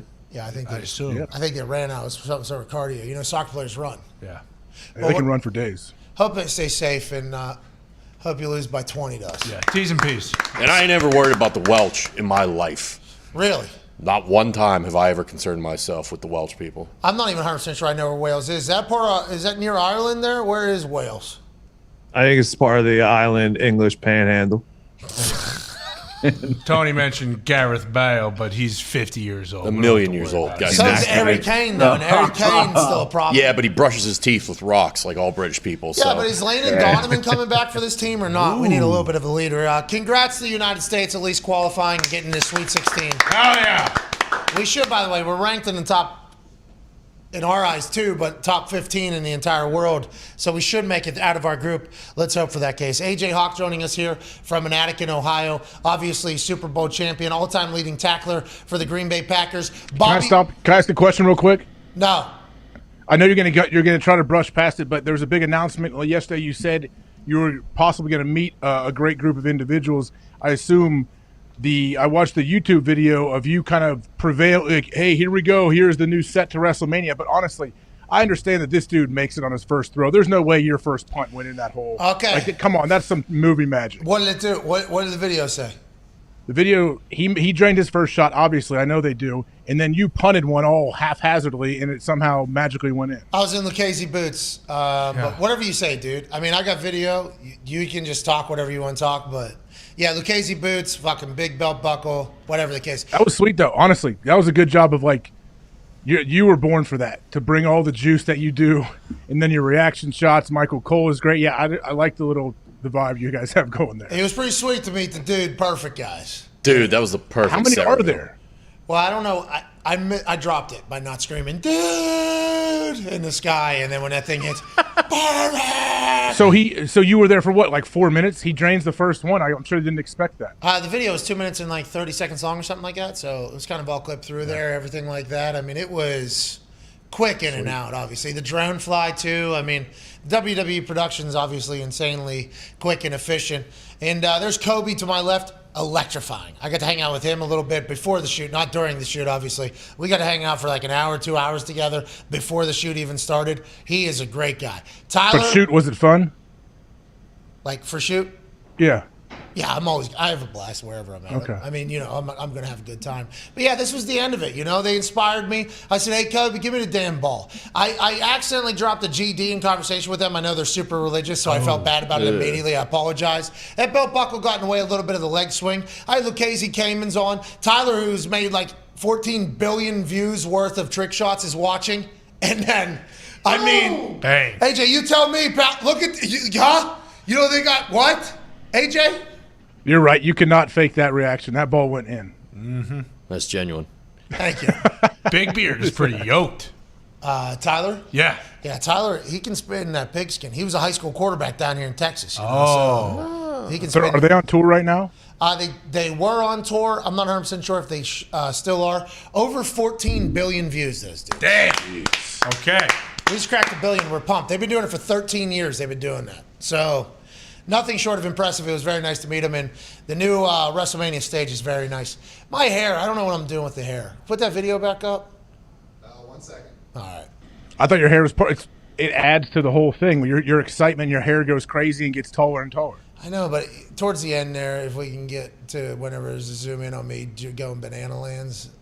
Whoa. Pretty good swing, by the way. Cowboy boots, no grip. We're on carpet. I mean, Dang. you tell me. That's a tight little circle, too. Inside the one. Right here. My hair, I got to do something about the hair. I think it's sweet. Yeah, but it looks like a tarp up there, doesn't it? I mean, it Look, looks old like, buddy, look how Whoa! juiced they are behind you. Yeah, but it looks like a rug I put on my head. And then, obviously, fireworks went off. Yeah. So, I don't know how I feel about the hair. Might have to get that changed before the weekend, but I want to let you know it's been fantastic. And meeting Dude Perfect guys was awesome. And that is who I was referring to when I said I'm about to meet a legendary group. They got 14 billion views. You tell me that's not legendary, AJ? Is that what you're saying? No, it is. It's 100%. It wasn't like when you told me you were going to meet some people that night, that was not like I wasn't going to guess them, I guess. That kind of took me by surprise. Well, guess who? Dude Perfect. Okay, the guys who run the goddamn internet. Sorry. Run the damn internet. Okay, let's get back to some NFL talk now, shall we? Bobby Wagner, 5 years, $50 million, worth up to $65 million. It was reported immediately upon us ending the show yesterday. Okay, it would have been nice if they do it like 20 minutes earlier. We're still live. We could have got our immediate reactions. Now we got to sit on it a little bit. The Los Angeles Rams at all three levels on that defense got monsters. Obviously got Aaron Donald and Floyd down on the D-line. You bring in Bobby Wagner, who's championship pedigree, and then in the back, you got Jalen Ramsey and the boys. The Rams still have this ability to pay everybody they possibly want. They still have this incredible ability to keep a team around. They lose Von Miller. Odell Beckham Jr. is going through rehab. Les Snead still doesn't have any picks and doesn't give a damn. I love what the Rams are doing. If you're Bobby Wagner, you got to be incredibly pumped because we think that's where he's from and they're a Super Bowl team. This is win-win-win, and he got paid. Good for Bobby Wagner, AJ. Yeah, doesn't this feel like, okay, yeah, if Bobby Wagner's not in Seattle, this feels like the proper home for Bobby. Now, he's not like a flashy, crazy guy that's out there all the time. He's obviously he's the leader of that team. Wherever he is, like, guys, he commands respect, and he doesn't even have to speak a ton from what I hear. But I'm glad he got really, really good money, and I'm glad that he has a chance to win another ring because the dude's an absolute monster. I love him. Russell Wilson said, hey, GOAT, hey, legend, hey, dude, clear eyes, full hearts, you can do great in L.A. Make sure you keep the main thing. That's God. A lot of devil walking around Los Angeles, especially on those streets where everybody's pooping. And then he said, always, as they always say, don't get bored with consistency. That's a powerful quote, I think. Honestly, I think that is a very powerful quote. And I think that's what separates the great from the good. Those who are able to do the monotonous, like, boring things over and over and over and over again. And at the time, it might not pay off, but 5 years, 10 years, a moment will pop up where all that work that nobody has seen pays off, and it's consistent, it's boring, it's the little things, and the attention to detail is what makes the greats great. And I love that Russell Wilson talked to Bobby Wagner as if he's a similar person to Russell Wilson. Because although we haven't heard Bobby Wagner mic'd up anywhere near as much as we heard Russell, it sounds like he's a similar like human being. What a leader going into LA, and what a fucking stud, dude. Yeah, he is. And consistency, like, I'm sure you've had it, Pat, where people will ask you, maybe it's a kicker or a punter, hey, what's like one or two things, like secrets you could tell me, or one or two tricks you could tell me. I've always, like, there are no tricks. Yeah, when it comes to drops and stuff, like, there's specific things, but when they talk about, like, on, like, the grand scheme of things, I'm like, I don't know, man. There's no secret. There's no special pill. There's no special thing I can tell you other than whatever you're strong, like whatever you feel like you're good at, you need to make sure you maximize that and try to figure out whatever weaknesses you are. But just be consistent. Just be there. Let's just show up and do what you say you're going to do. If you do that, you're probably going to have some success. Yeah, and there's no magic bullet, obviously. I think it's what you were searching for there through all your different descriptions of. No, I never said magic bullet. I don't like to bring conspiracies into it. I'm not into that. Jesus. No, I'm not talking about bending it like Angelina Jolie. I'm talking about JFK magic bullet theory. That's the whole thing. I thought the magic bullet theory was like something just happens. But I might be wrong. I could be wrong. I could be. Yeah, it was JFK because of the angle of the supposed shooter. Well, what's the angle? Literally, were they on the grassy knoll or not? I mean, that is really what people have to talk. But yeah, like punters will ask me, "Hey, when did you take your next step or whatever?" I was like, "Oh, when I decided just to do this onto my bed at night, like 2,000 times a night, just like dropping the ball flat, and just how boring is just do this for like an hour every single night, and then when you wake up, do some more of those, and then get on the jugs machine, just catch like 100 balls a day to make your hands better, and then I think it'll inevitably happen." Oh, so there's nothing like work on in the weight room or with the way that I'm like, you can obviously get stronger. That's great news. But all these little tiny things that are just so boring. And I assume golfers talk about it with putting, right? Like, hey, you talk to the great golfers, like, how'd you get there? Well, I worked on my short game first. Ain't nobody want to fucking go to the putting green whenever there's an opportunity to go to the driving range. There's like, those are don't be bored with consistency. It's like those little things that aren't necessarily the highlights or the dreams or the things that are the most fun to do. Those little things are what's going to pay off in the end. And although you're talking about just showing up and doing this, you're on that damn thing every single morning, this thing. And is that similar to playing linebacker? Maybe, but at some point it's going to end up working for you. And it's like, yeah, just do it every single day. For how long? Forever. And what do we even just do that every single day for the rest of your life? It's like, not everybody has that commitment. And that's the difference, I think, honestly. Well, I think isn't everybody's goal to find something that they care about enough to have that commitment? That's what we're all searching for, probably. Yeah, and I don't want to get too, like we're really going hard on a Russell Wilson tweet that we don't even know if Team 3 tweeted it or if Russell tweeted it. Good point. But that little line right there is such a good statement about what makes people separate themselves, Who can do the monotonous work at a more rapid level whenever nobody else is watching, and then whenever it's time to show up and do your job, you do it. All right, let's move on, AJ Hawk. Congress has dove. Not Billy Spikes, though. No. Congress has dove deeper into the Washington football operation.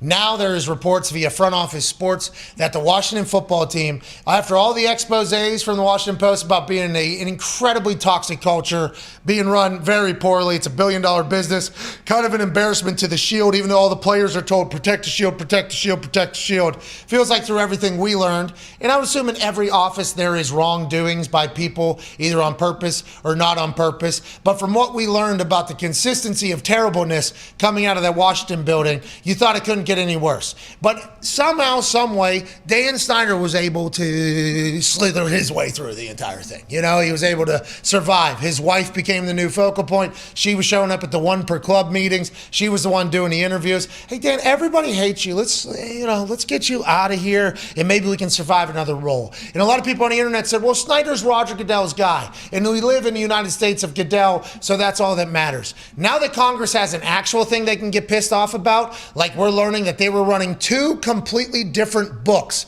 accounting-wise, to paint different pictures on the team's finances, probably tax issues in this thing, probably overall valuation stuff in this, the amount of lies maybe for advertising, the amount of fraudulent situations that can pop up whenever you bring in finances and the government hopping in. I think this could be the one that ends up pushing Dan Snyder's ass out of ownership, because the government don't play if they feel like they got the raw end of the deal money-wise, AJ. We all understand that literally since we're children. Yeah, if you're withholding tax dollars that the government expects you to pay, yeah, good luck getting out of that. So if you add this to all of the other things that have been going on with this team and this ownership, how in the hell does he keep control of the team, keep ownership? But if he is boys with Goodell, why? What's their connection? Maybe had a couple of steaks and pops one night. Yeah, some M&Ms, but watching NFL football. He might have helped Roger get the gig. Yeah, he might have been one of his big advocates, right? He might have been one of his big sponsors. Like, I like this guy that's been running mail for 20 years here at the NFL, and this guy will basically do anything. I asked him to do a little toilet cleanse, and he just jumped in there and did it. Like, this is our guy. Let's pay him $40 million a year. Maybe that happened. I'd assume more than just Dan Snyder did that, and Goodell has to look out for everything, not just how Dan Snyder's doing. But there are so many memes on the internet about, like, this is going to kill Dan Snyder because there's no way he can come back from this. And then like 2 months later, Dan Snyder's okay. He still got the team. Let's move along here. It's just been now on repeat almost. But money in the government. This is a big deal, right? Yeah. Like, is there what's another example of some other gigantic corporation keeping 2 books? Bernie Madoff was running 2 books. Yeah, and the whole Ponzi situation, all of it involved. Well, yeah, like, how deep does it go and how many people are involved? Because it's not just Dan Snyder doing it. There's obviously a lot of people involved. You can't have that many people involved. And I asked our bookkeeper, CFO Phil, and CFO Phil's first response alongside Diggs, who is a former accountant and his mom's accountant, is like the amount of work that is to keep 2 separate different books, because every transaction now has to be at least documented in each book, and it has to be documented in different fashions to paint a different picture. Oh, we are making money. Oh, we aren't making money. Oh, like everything is, has to be balanced. I'd assume it's only 1 or 2 people. I think Madoff only had 1 person up in that one office cooking the entire thing. I assume that person didn't sleep for like 20 years doing these books, and when they got busted, probably very fucking thankful. But this whole thing is very, very interesting. On top of that, the NFL and the government have a pretty good relationship, and the NFL, I feel like, always kind of treads a little bit lightly when it comes to government because of the antitrust exemption that allows them to negotiate as a single entity for those TV deals where they get that massive amount of money from. So if you're messing with that money, you're in trouble. Not only that, right? I think they have some tax exemption too because they're a necessary entertainment, they were deemed. Yeah. I don't know if that's the antitrust thing you were speaking of, but I do believe the NFL and the government have a long relationship of, hey, we need the NFL, the government says, which, as somebody who lives in a very sports stooge world with my blinders on, hey, we need the fucking NFL. Big time. I understand that, but there's some stuff that's popping off that I'm not sure that even the United States of Goodell can dance around with the government if they're really pissed off. Yeah, like this feels like the last straw. Everything before was, one thing, and they did their research and everything, but like when the government gets involved, and as much as, Goodell and Snyder might be buddies, Goodell doesn't want the NFL to get smeared ever. And if it's this serious and they're going to dive even deeper into it, like there's only so many people you're that close with where you're willing to risk, 30 other owners, I guess 29, and Mark Davis because the IRS is investigating him as well. Privately, though, I think, or is that professionally? I don't know. What were you going to say, AJ? I didn't have any. Diggs was starting to talk. Oh, sorry. I thought it was you. I had a question. if this guy's been doing all this bad stuff, I think there's a way that if the NFL does make him sell the team, that his punishment is not $6 billion for his team being sold. I feel like it should be split equally amongst the other teams. That's very nice. I was thinking that equally amongst the NFL media. Yeah. That too. Makes more sense. People that talk about the NFL every day. Hey, go build up the Commanders. This is a great new hire they have. Here is $1 billion. Take command. Yeah, maybe we're going to take command. Maybe give it to Carson Wentz. Well, he doesn't need it. Whoa. He's got enough money, I guess. Yeah, exactly. Hey, I tried to look into the process of buying a team, AJ. Yeah, seems easy. Yeah, I'm not talking about for me. I'm talking about for other people, though. So, everybody's putting money together. They're doing this entire thing. The Broncos are currently up. Who knows what's going on with the Chargers? That was kind of quiet. That happened like 1 week, and then that kind of disappeared. If the Washington team goes up for sale, we're not saying it is, might have to get money to pay back due taxes or whatever the fuck they're doing, fraudulent, if it's advertising, who knows. That's a pretty broad statement there about running two different books. Who knows exactly what the books were cooking? Was it to up the value so that they could so they could lie to advertisers and things like that? Maybe. Was it for tax purposes? Maybe. I guess we'll kind of find that all out. Whatever the case, that is tough. I think it's a blind auction. You have to get okayed if you're a group of money people or a singular money person, and you have to get okayed. But then whenever you get okayed, I think you put in your bid in hey, this is what I would like to do. So all these franchises, with how much success they're having ratings-wise, in media rights deals, with all these big tech money that is out there, and they know Apple's going to get involved. They know Google is going to get involved. Amazon's already involved. There's a chance that some of these franchises and programs, if we look on the internet how much they're valued, this is a $3 billion team. There's a chance that thing goes for $7 to $10 billion just because it's a blind bid and somebody's like, nah, we want this team or whatever. The NFL knows that, right? So whenever they're thinking about Dan Snyder potentially getting moved on or whatever, and I like to, was it War Dogs? Yeah. Where they put in a bid $300 or $400 million lower than the next person. They're like, God damn it, I wish we would have known that. I wonder how much of that happens whenever you're bidding on these NFL teams as well. I mean, when it comes to, you're talking about bidding multiple billions, I would assume there's a wide range, but you can I don't know, the fact that it's blind, if you are going to put a bid in, you obviously want to be taken serious. You want to be the front runner possibly, but let's just start with 4.2 bill today, guys. Okay, we'll see what they come back with. Well, I don't think they come. I'm not. Do they counter? Can you counter? Yeah, I would assume whatever team that. I don't know. There's no negotiating back and forth. I wonder what's that called on eBay and on Mecum? Reserve. The reserve has not been met, so maybe there'll be four groups of people or four people that get okayed by everybody to make a bid, right? Because you have to get okayed, I think, before you even make the bid. So you have to get in there. Then once you get okayed, you make your bid, and then Snyder comes back and says the reserve has not been met. So then everybody has to go back to the drawing board, and then that's when you go up. I wonder how the whole negotiation thing goes, because I do believe it is an auction, and I do believe you're just placing bids, and you do not know what other people are placing it. Well, and just on the trajectory alone, you probably have to double the value that it is right now. Yeah, for lost earnings in the future, lost future earnings. I assume the Washington football team, if they were to sell, would want money for it and everything like that. Yeah, and just with Apple and all these other massive corporations that are clearly trying to get in on stuff like Sunday Ticket, Amazon just got in. There are so many. The growth of the NFL on its own is going to be 10x in 10 years. When that next media deal is up, it'll probably be $300 billion. All right, AJ Hawk, DK Metcalf said, I eat one meal a day, I drink one coffee, and I eat 3 to 4 bags of candy. And he has a 10-pack. He is the closest thing to Calvin Johnson that we have, although I don't want him to hear that. Nope. He is DK Metcalf. Calvin Johnson's Calvin Johnson. But he was quoted as saying, yeah, man, my diet is not what everybody thinks it is. I would assume the one meal a day would definitely keep you shredded because you're not eating as much. But everything they say about, candy and sugars, what it's supposed to do to your body, it just doesn't do to DK Metcalf. And I hate to break it to everybody. They say, we're all created equally. Yeah. That's not true. That is not true. That is not true. Maybe we're all created to be equals and be judged that way. But I have shared a locker room and in a weight room, in a shower, in life. with humans that eat McDonald's 3 meals a day. Not everybody, but Ocho Cinco, I mean, he's in the middle of this battle for science.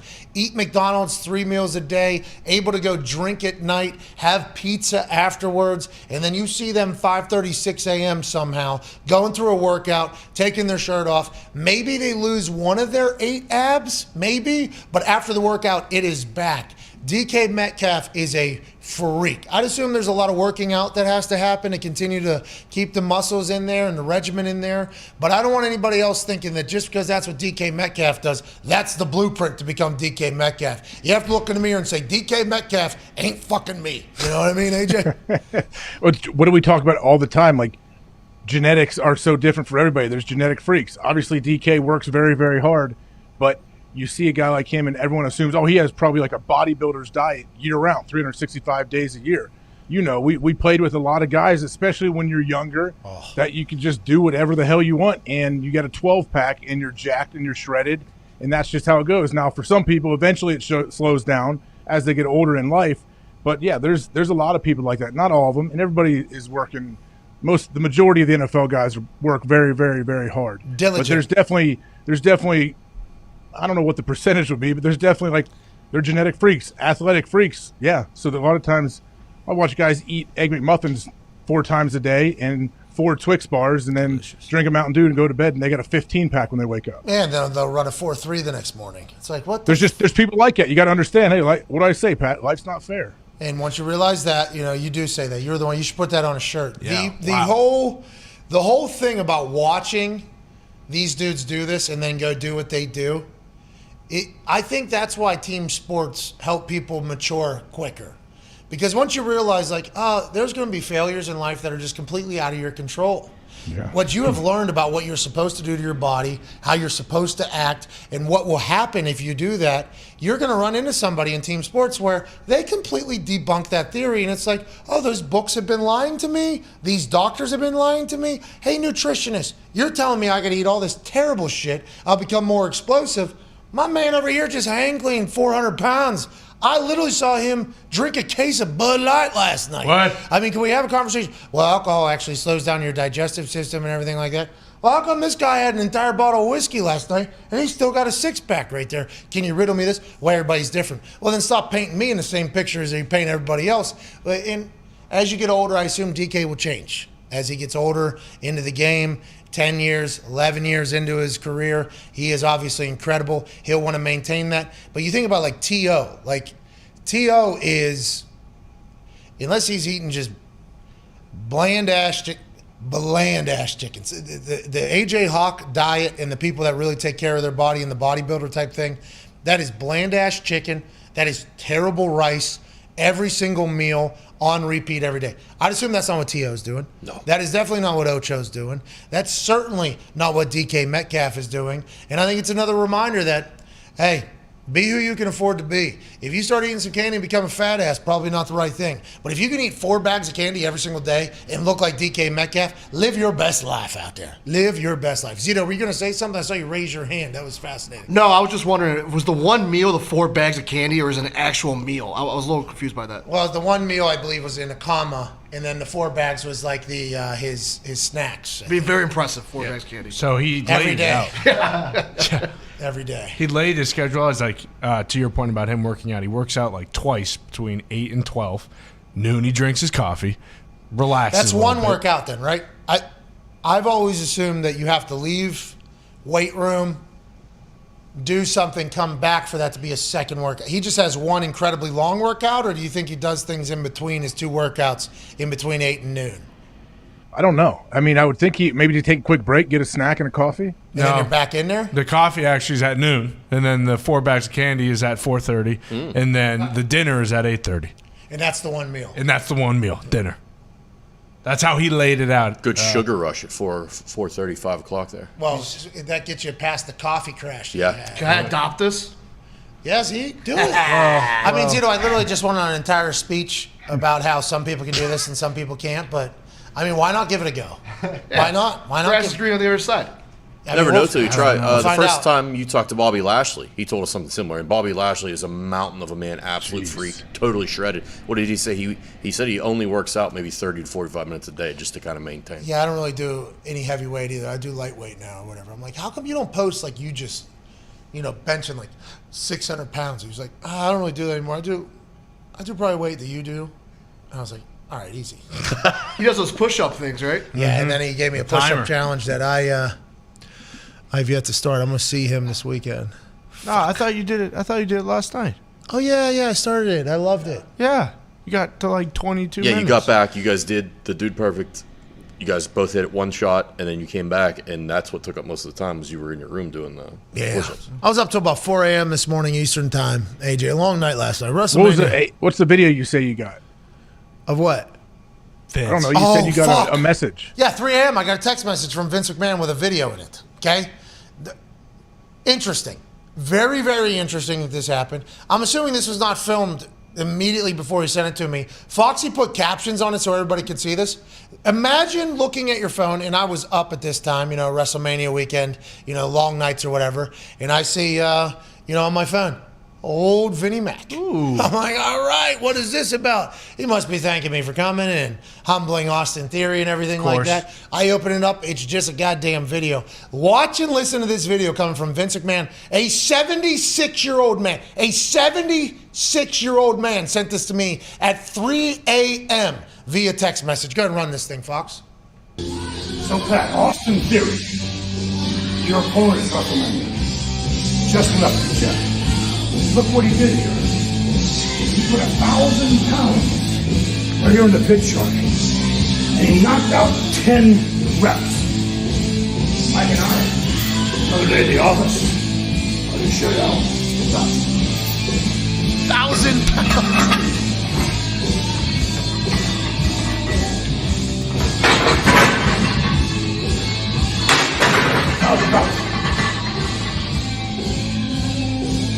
Austin Theory's gonna kick your ass. 3 a.m. This guy. 3 a.m. I get that message. When did he film that? Are those fake weights? And why is a 76-year-old man still able to fucking squat 1,000 pounds? Yeah. And why is he telling me Austin Theory is going to kick my ass? I thought the entire purpose of this was I was going to kick Austin's ass to humble him so that Vince can, take him to higher heights. That was absurd. That was an insane message to get that I never thought I would receive in my entire life. And by the way, Vince, no, he's not. Okay? Yeah. Fuck you. He's not, actually. Thank you so much, AJ. Well, I mean, I think it's awesome. I love that and those are real weights. I could hear them clanging. I mean, he's just showing you probably, I'm surprised that he cut off the end of the video where he said, I'm going to take one of these 45s off the end. I'm going to bash it over your head at WrestleMania if you try to beat this kid. He did not do that. That was the end of the video. I assume that was the end. You didn't show. By the way, I did not respond. I didn't even know how to respond to that. Like, I double tapped on the video, for one of the reactions. And I honestly didn't know which one to send, because it was impressive that he squatted 1,000 pounds. So I didn't want to do the thumbs down, because not impressive. I didn't want Send one of you doing 1,010. All right, let me find it. I don't know if there's a rack around here, unfortunately. Sounds like he was back in Connecticut, right? Yeah, I think so. I saw the WWE stuff there. So was that yesterday? Was that 2 days ago? How long ago was that? Because if that guy's squatting 1,000 pounds 10 times, his legs are going to be he's going to have cement in his skates. Yeah, going to be really tough to move. You know what that was? That was probably a response. He saw the video of you kick the ball one attempt in the hole. He's like, I gotta match at least. You think that's impressive? That Wait till you see what I got. How about him literally at the end, Austin Theory's going to kick your ass. I'm like, what's that all about? Yeah. What was that all? I thought we were... Maybe that was after the long pause. He had the long pause where he stared at the camera. I liked it. For effect. How about him saying, Mike and I, this is another day at the office. Whoa, what did you say? I'm just saying. I mean, he must be losing if he thinks Austin Theory's going to beat him. Too. I mean, if he's saying stuff like that, sorry, Mr. McMahon, you're looking like a clown when you say stuff like that. I mean, it's not my fault. Let's get to a break. We'll be back on the other side. All right? What if Sam Roberts was right? What if I am getting bamboozled here? Sam Roberts is a mark. He's never been right in his goddamn life. Big time mark. Vince did 1,000 pounds on the pit chart, though, and was still able to gather himself and say, you're going to get your ass kicked. Hey, Vince, fuck you. How about that? How about that? I'm not. All right? And you're lucky I didn't. Never mind. All right. What? So What are you guys- going to do? Huh? What was going to happen? Well, the pitch shark is kind of a fugazi squad. Low ranky dink. It's kind of, you know what I mean? As somebody that's got the quad father here. You know what I You're mean? saying put that bar on your back, right? I'm saying you don't just have to put it on your back. Let's see you move some. You know, I know you're 76 and you can only do what you got to do, but get the fuck out of here, dude. All right? We're back in a few minutes. Hour 3 will be on the other side. We have Ian Rappaport joining us, breaking down everything going on behind the scenes in the NFL. 3 a.m. Imagine looking at your phone. First of all, your phone vibrates 3 a.m. It's like, well, what is this? Yeah. You know, somebody in jail? Is somebody dead? That's the first thoughts. And no, this is a 76-year-old billionaire. Okay, what's going on here? What the fuck? What the fuck was that? Shut the phone, put it back in there. Well, we're going to run that on the show tomorrow, for sure. All right, we're back in a few minutes. Can't take you all enough. Bye.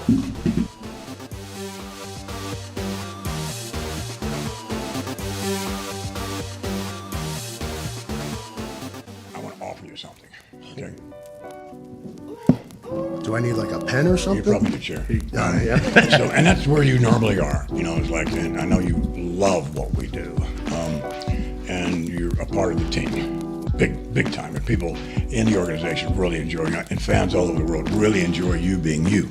You know, and you can't find anyone. I can't imagine back in the day Bob Costas standing up on a desk and dancing. Like that, okay, but you're you know, and that's why it works. You know, and so with that, it's like I'd like to offer you an opportunity to actually wrestle at WrestleMania.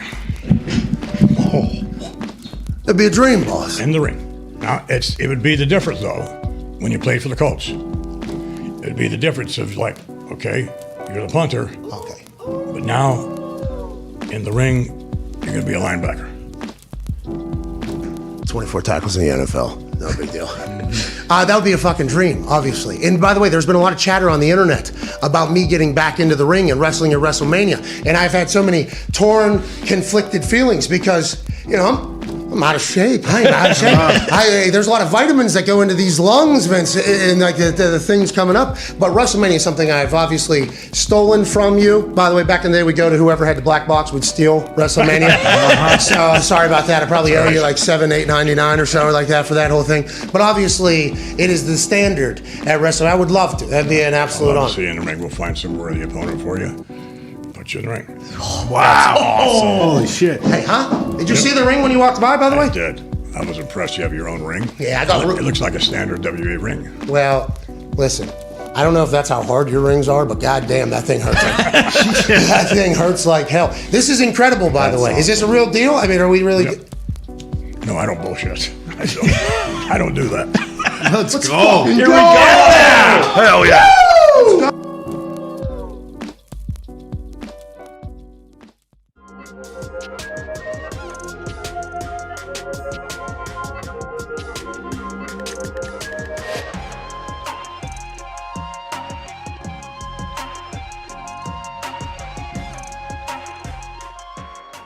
Hey, we're up to something big. Hey, we're up to something big, AJ. We are up to something. This is the coolest moment of the history of my existence. I think people are going to be startled. It's a joke, and I can't thank everybody enough, honestly. I'm up to something.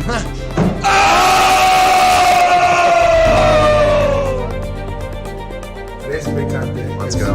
Not only are we going back to Plum to do something cool, but today is the day that our heater horse has arrived for the Super Bowl. It's a pretty big deal. You know, whenever you get a chance to give back to where you're from, especially a place that helped create me and mold me, I'm very, very lucky to do it. I'm lucky to be from here, and it seems like the only smart thing to do would be give back. Stinks here, huh? What's up, Kennywood, dude? Kennywood is named after Kenny's Woods. A man named Kenny owned the hill in the woody area. They turned it into an amusement park, which is a Yinzer staple. So Jeezy actually shouts out this area we're in currently. I think life can be much simpler whenever you just take care of your people, enjoy your life, and do your thing, and that's all we're trying to do. You know, growing old, slowly dying. How about you? How's everybody? I'm gonna give a full lead up to how I got to where I'm at. I think I'm very lucky to be from here. If you're a kid that has walked through these halls, you understand something that not a lot of people do. I think Plum is a much different place than everywhere else. And there's Nick up there. Go look at Nick, how pissed off he is. This past summer, I was driving through here because I was here for an event, and Angelo Bolino, little blonde-haired kid, was kicking on the same field that I used to kick on as a child. And he had like 2 balls and a holder. And I was watching him kick, and then he would go shag for himself, and then he would come back and kick.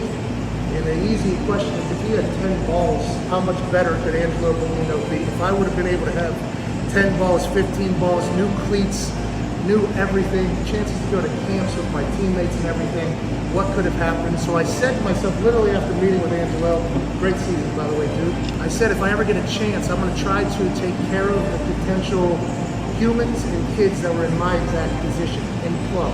I'm gonna give $200,000 to the Plum area soccer. I'm gonna give $150,000 to the PMFA youth football. I'm gonna give $100,000 to the baseball youth. I'm gonna give $100,000 to the lacrosse.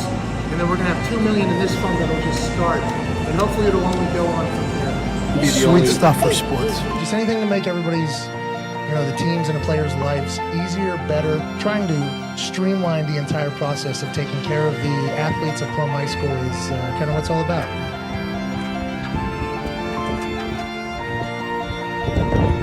Hey, you too. Wow, dude, that was cool. All right, Narani, like the Indy. You're going to have a lot of people that have never accomplished anything in their life tell you that what you're thinking about doing isn't possible.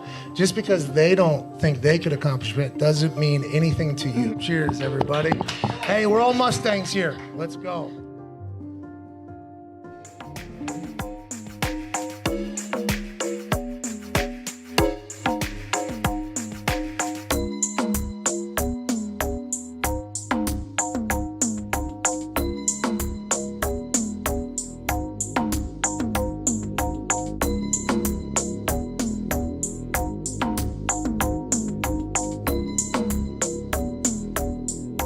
Play-by-play legend, Al Michaels. Yeah! What's up, man?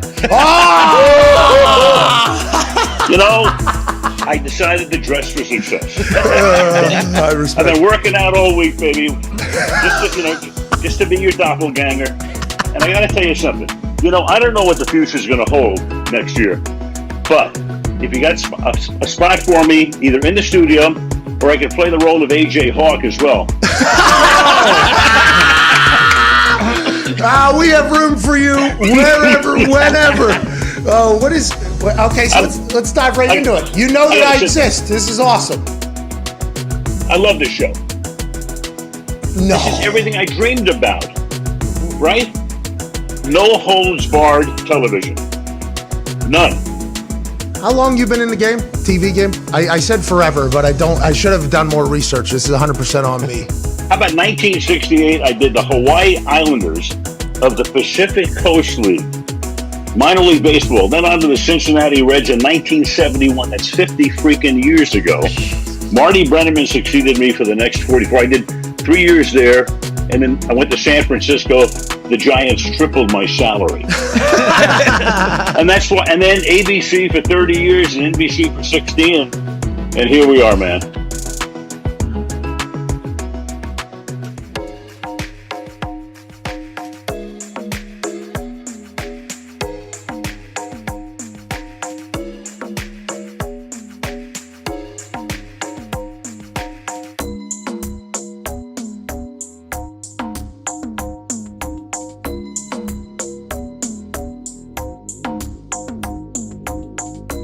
Don't break the table, obviously.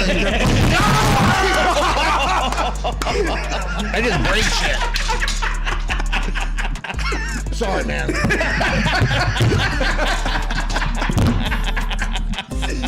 Somebody came sprinting behind the barrier and tried to spear him. I fucking dare somebody. Oh, no! I dare the next ass kicking. What? Saudi Arabia. What? Riyadh. What? Taking a jet plane. What? All the way there. What? All the way back. What? On the way back. What? WWE champion. What? Hey, you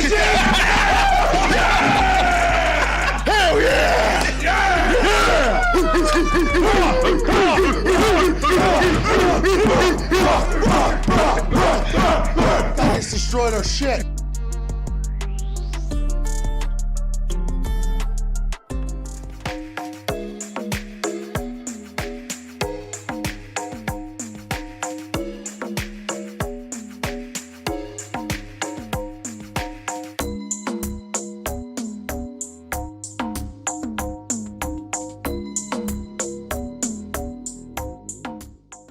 Crashed out. Only one camera is of use at this moment. For those that are watching at home, we apologize.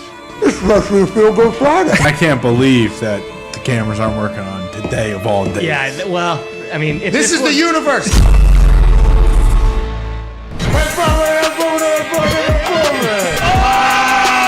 Oh, hey, pal. How you doing? Gabagool. I need a nice cold Bud Light. Oh, you're fucking out. How's your fan? How's your fan? Maybe a couple whiskeys. Gabagool. 80,000 individual eyes that are looking at these eyes right now. What the fuck are you doing? 2 scotches. Are you kidding me? Tequila. 55, 56, 63. That's how many new wrinkles I'm gonna bring to the office. I get things done, Patty. Vodka. He said I was on meth. I ain't ever done meth. Dirty dressed up like Russell Wilson. Look at the bear. Margarita. He's Brett Michaels. You're fucking out. More ice cold Bud Light. More ice cold Bud Light. More ice cold Bud Light. Ice cold. Cheers. Thanks everybody for watching.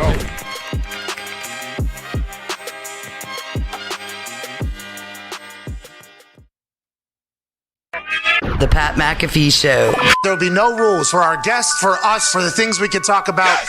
Speaking his mind I've never had a problem expressing my opinions or my thoughts or anything like that. while being relatable. I haven't had that manufactured fake-ass celebrity that a lot of people have whenever they go on those big networks. I've had a chance to really build my crew, build my following, build my audience. And ridiculous. What am I supposed to do? So I'm supposed to look at something that I can definitely afford and say, nah. Is that what I'm supposed to do? The Pat What the fuck are McAfee you Show doing? starts in 3, 2, 1.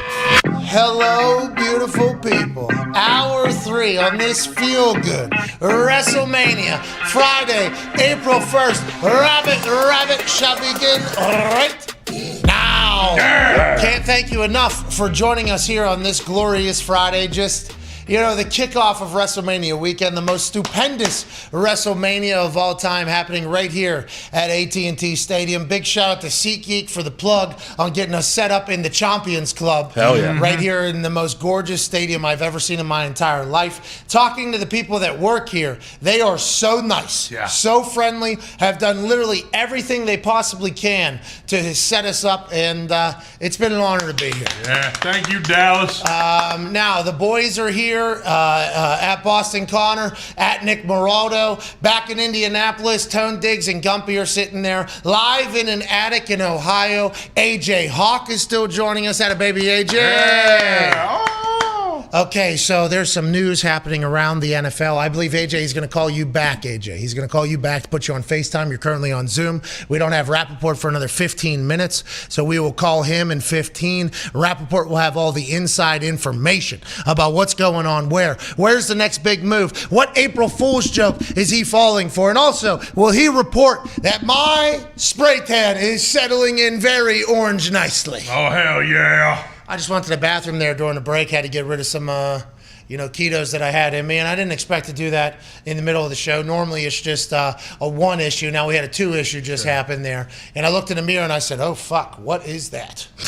And I'm excited for the shower to go ahead and, wipe off this outside layer here. Let's remember the last time I got a spray tan, I got a fungus on my entire body. Yeah. So as long as that doesn't happen, it's a great spray tan. So joining us now, ladies and gentlemen, from an attic in Ohio, Super Bowl champion, college football national champion, COVID survivor, AJ Hawk. Yeah, AJ! AJ, how do you feel about my spray tan, pal? How do you feel about how my spray tan looks right now?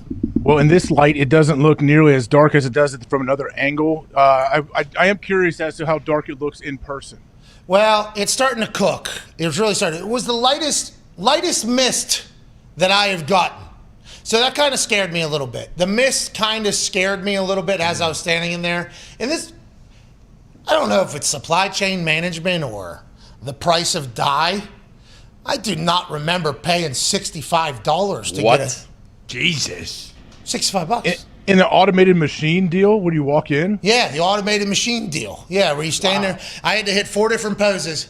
It sprays you, and then it comes back up with a dryer. Then you please put your heel on 4 and your toes on 1, and hold your arm. And then you go to this one.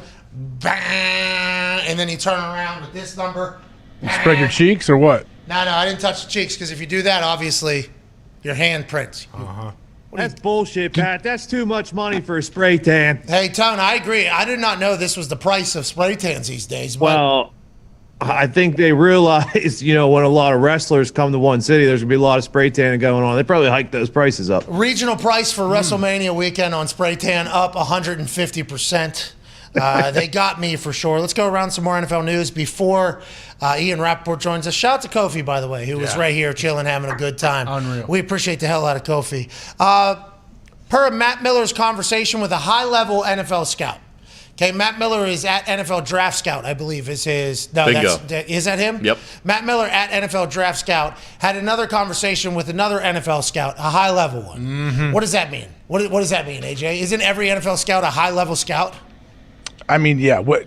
Is there even different levels of scout? I mean, there's like a director of pro scouting, director of college scouting, and there's scouts. Yeah, I don't know. Well, there's like regional scouts, there's college scouts, there's NFL scouts. But if you were an NFL or other team scouts and everything like that, if you were in the NFL and a scout at all, you'd be considered a high-level scout, right? Because you're not like a college scout. What about like a first-year scout? Would you consider them a high-level scout? No, they're just bush league bitch-ass scout. Like a veteran scout. Yeah, so this is a high-level means veteran. Old man scout. Been around. Well, Matt Miller said that he had a conversation with a high-level scout. Okay, this guy is saying his first rodeo in scouting in the NFL. And he said the Ohio State wide receivers are going to go a lot earlier than people think. Both of them. Olave and Wilson. Conversation with a high-level NFL scout via at NFL Draft Scout. Those Ohio State wide receivers are going to go a lot earlier than people think. Both of them. So quarterbacks go early. That's why we knew before the draft process and before the free agency period, the conversation was these quarterbacks stink. Ain't nobody going to want these quarterbacks. Normally, teams do whatever they can to get a quarterback. This year, it ain't going to be like that. And we said, well, let's see what teams get quarterbacks in free agency and which teams don't. The teams that wanted a quarterback, now all of a sudden, Kenny Pickett, Malik Willis, Matt Corral, these guys are all of a sudden, hey, man, somebody might trade up and get them up there. It's about 5 overall pick, 6th overall pick, all of a sudden. That was not the conversation before the free agency period ended up fruitless for some quarterback-needy teams. Now, with the wide receivers, defensive ends go, quarterbacks go, wide receivers is right now in the NFL, the way offenses are played, the way the rules are set up. If you can get an electrifying guy out at wideout, it's a game changer. And these young wide receivers over the last few years have come out of college ready for the NFL. Will that continue? We don't know. Were these last couple draft classes just anomalies? Maybe. Hindsight will tell us that 10 years, 15 years down the road. But that's good news for the Ohio State Buckeyes. Huh? Look at you guys getting some shine here from high-level NFL scouts, AJ. Yeah, I'm glad to see that report from a high-level NFL scout. I think there's probably some truth to this. So Brian Hartline, remember, receiver in the NFL for, 9-10 years, played at Ohio State. He's the receivers coach at Ohio State. He's considered one of the best assistants in the NFL. He's a great recruiter. He has these dudes coming out of college polished. I mean, look at Terry McLaurin. What he's doing in Washington definitely helps guys like this because they're all come from this system, and that not only are they burners, they can fly, but they're also polished route runners that know what to do day one when they walk in the facility. Hartline did something awesome when he was in the NFL. We don't have to dive all the way into it. I do remember a story. You know him personally? Good guy? Yeah, really good dude. An awesome coach, too. He's a really good coach. Loves coaching. Everybody knew he was going to be a coach whenever he was playing? Oh, yeah. He's on the fast track. I don't know if he wants to ever leave Ohio State, but, yeah, there's people that have tried to come get him. I know that. Is he a FIFO? He's from Ohio. So, yes. Of course. Yeah. Mm-hmm. Up north. Up where Rupper's from up there? Some of the worst kind. Canton area. Oh, Hall of Fame area. Yeah. Holy shit. Wow, Heartline. All right. How about it, Brian? How old is he? Was he your age, my age? He's in between us? He might be 36, 35. So he's in between us, I think. Yeah. He played in Miami? He was the Dolphins. He was with the Browns for a minute. I know when I was on the Bengals, I played against him when he was in the Browns. I don't know if there's any others. He ran like a 4.2 down a highway or something, right? Like literally, that's what he could fly. I know that. Yeah. I do. I remember that. Sorry about it. That's awesome news. Hopefully we're one of those teams because there's a lot of teams that need weapons. The Colts are one of them. We got Matt Ryan. That's awesome. Jim Irsay is alleging that we're going to get some veteran defensive player. And when he talked about the cap, but the cap means nothing. They just signed Bobby Wagner to a 5-year, $50 million deal. And they just re-upped Matthew Stafford for like $160 million guaranteed. I mean, money's not real. Okay? Salary cap is not real. And every time I get attacked for saying that, and I might be wrong, like when Devontae leaves and Tyreek leaves, and that's the narrative now, is salary cap's a real thing. It's not. There's some people that are just very good at it, and the Rams are one of those teams. But with a young wide receiver on a rookie deal that you can get, and if the production can be high, you can change a team like that. I don't know enough about Olave and Wilson to really talk about them, and I don't even know if I'm pronouncing their goddamn names right, but I'm excited for draft night to see who gets these weapons, who decides to go out and make their team better. What'd you say, Gump? I said you are pronouncing them correctly, but I think it was last week when Dan Orlovsky said that Garrett Wilson is Julio Jones and Olave is faster Keenan Allen. So why wouldn't you take these guys 1 and 2 if it's guaranteed that they're Julio Jones and faster Keenan Allen? Hey, I fucking hate that. Like, Orlovsky was in the NFL too, so he should know this. You know? Like, comparing them to current guys, you mean, or current, like, legends? Yes. Because, okay, whenever you make that broad statement, the layman football fan is like, oh, this is who this person is going to be. It's like, maybe body-wise, that is who that person looks like. But the real differentiator on somebody being a Keenan Allen or being a fucking Julio Jones or whatever Tom Brady is the brain. It's the brain. How do you know how this person is going to be as a pro? How do you know what they're going to be like whenever they get money? How do you know what they're going to be like whenever they get time? All those decisions that are made, that being bored, not getting bored with consistency is another one of those. So I hate, and I think a lot of former players hate, whenever people get on TV, and normally it's pundits, and normally it's people that haven't played, are like, this guy is Christian McCaffrey 2.0. It's like, okay, so this guy's going to run into car crashes every single time he gets the ball. Like, I just feel like that's a very interesting way to describe people, but I do understand why he's doing it, because he sees similar playing styles. But the difference between that guy and a guy that is just having a cup of coffee in the NFL is in between the years, and you can never fucking figure that out. Well, and even sometimes in cases like DK Metcalf, we were just talking about, where you call him Calvin Johnson, he's like, no, don't fucking call me that. I'm going to be my own player. And I think that's why, when Dan Orlovsky and these other people call, these guys Hall of Famers, essentially, that sets them up for only, criticism and failure. Because if what's Orlovsky doing? He's a clown. What's he doing? He has a take, man. Dan has a take, and he's not going to back off of it. That's why he's good on TV. We need to stop doing that. I agree. I know it's like a thing, though. When I was doing college games, color commentary, a lot of times if there was guys that were going to be drafted, they would want me to come up with, hey, can you give us like maybe 2 or 3 comparisons of what this guy is like compared to an NFL guy? And I'm always like, I mean, I can tell you, like you said, I can tell you who he's built like, really. I can't really exactly tell you who he plays like or what he's going to be at the next level. That's like that white coming out of Penn State that ran a 4.2. They're gonna be like, this guy's the next Wes Welker. It's like, that motherfucker's running a 4.2. Can we maybe compare him to somebody else other than just who he potentially looks like? Like, there was a kid out of Texas Tech that ran like a 4.3 or 4.4 a couple years ago, and they're like, oh, this guy is the next Edelman or something like that. And I'm like, listen, I got a lot of respect for Edelman. Edelman's a dog. That is why Edelman's not running a 4.3. Like, I think we can make a better comparison for the person as opposed to just what they look like. But it's always going to be difficult to see who can make it and who can't. Because once money gets added into it, the situation, handling, like, relationship, there is just so much that goes into it. I don't like the whole, especially to Keenan Allen and fucking Julio. Keenan Allen gets no love. Mm-hmm. So then whenever you're saying, oh, this guy's a faster Keenan Allen, it's like, are You're burying Keenan Allen. You're taking a shot at Keenan Allen and how great he is by trying to compare him. You're right. Yeah. We love Orlovsky. Orlovsky has to talk on TV for 10 hours a day. I think he makes like $15 an hour to do it. So like he's going to say a lot of things, okay? He's going to say a lot of things to do all that. We love Dan Orlovsky, but that whole, and we're in draft season, I don't like that whole thing. Like, I guess if people are going to say that, like they should go further. Like he runs his routes like Keenan Allen did when Keenan Allen was young, just a little bit faster. Like he ran his 40 a little bit faster than Keenan Allen. Like I'm okay with that as opposed to saying, oh, this person's going to be a faster this person. It's like, do you know that? Some guy that just ran a 4.8 might be the greatest wide receiver of all time because their football IQ is through the roof. They have a good rapport with the quarterback and they can get open. It's predicting all this stuff on who's going to be good, who's not going to be good is an absolute nightmare. All I know, if they're coming from Ohio State, they're probably taking a pay cut in the NFL. Oh. Have been for a long time. Long before these NIL deals went through. Ain't that right, AJ? Yeah, oldest joke in the book, for sure. You guys are paying players. What's that No, about? I mean any big time school. And you go, oh, you took a pay cut to come here. Okay. Yeah, it's like Cam Newton. They're like, Cam Newton's taking a pay cut to go number 1 overall. He was like, really? He was making $50 million? Yeah.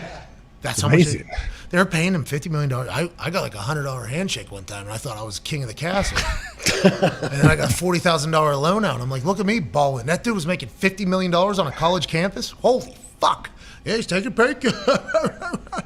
You remember his dad negotiated that deal with the 2 different things or whatever. It's like, all right. All right.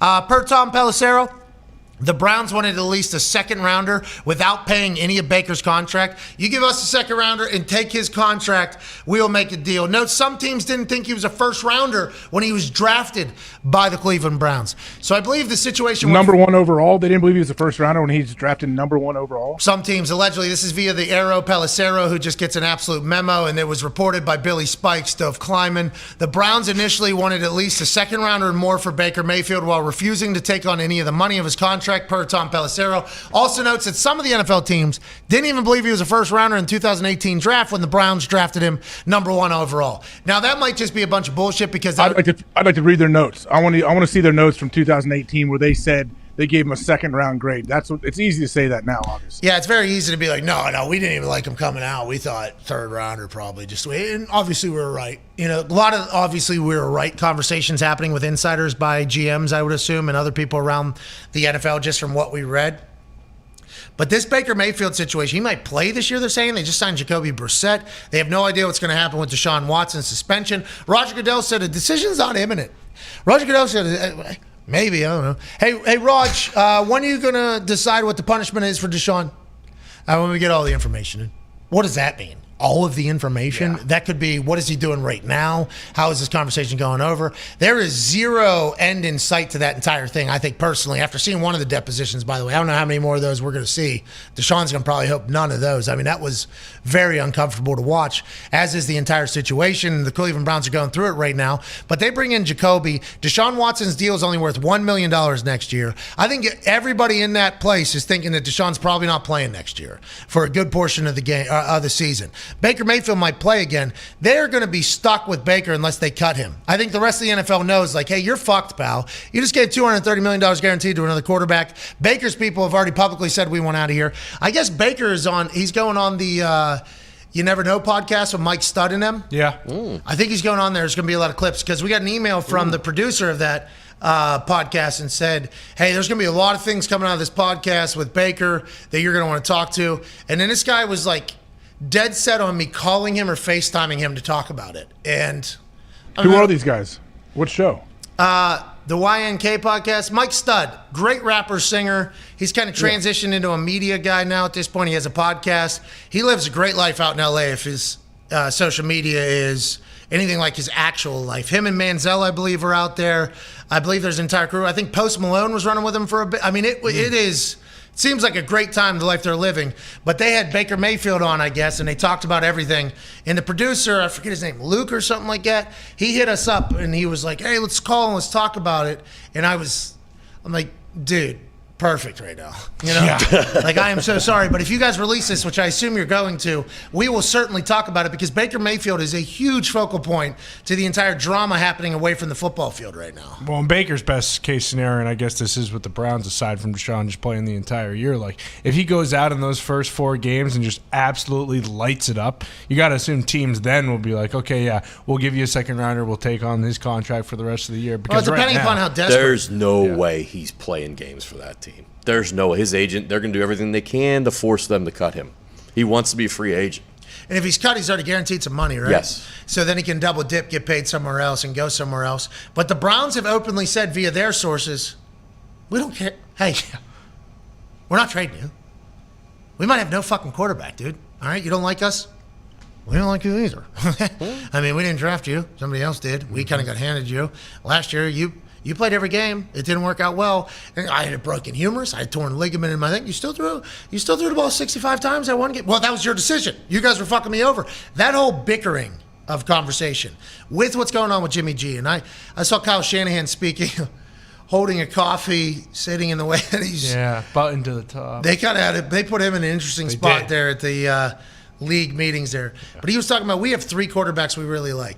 And he talked about Trey Lance being a starter much sooner than later. So I think his plan is for Trey Lance still to be the starter. And then he also admitted that this shoulder surgery with Jimmy has slowed down the process of the trade.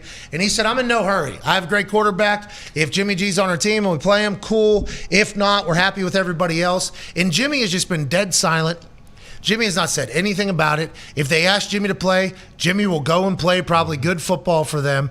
And now he's already been paid. That is the difference between he and Baker. But I think like the more and more it goes with the Baker situation with Cleveland Browns, it doesn't make him more desirable for other teams. I think it goes the opposite direction.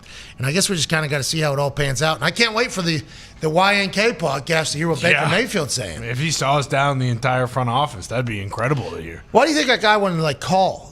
Like, hey, let's call and talk about it. It's like, all right, I don't have time right now, but maybe next week. But I assume you're going to want to put that out before next week or whatever. Maybe he had some tips or something like that about WrestleMania. Oh, you think he wanted to help me out? Maybe that's what he was going for. Hey, Baker's going to say this, but also when you're going after Austin Theory, I actually talked to the guy. He's a bum. His left knee hurts or something like that. Oh, so I should have probably called. I'll make time to call for him. But I can't wait to hear what he has to say. I'm excited to hear what Baker Mayfield has to say because all we've heard is what his team has told insiders that he's not. He wants trade. He wants this, and then there's the bickering, and we haven't heard from Baker yet, other than his entire post about thank you to Cleveland. So I think we might be painting the wrong picture here about Baker Mayfield. We'll have to hear it from his own words, but that's going to be a situation we're going to have to follow. Speaking of following situations, that's all this guy does. Mm-hmm. Ladies and gentlemen, a man who got more than once this morning because it is April Fool's Day.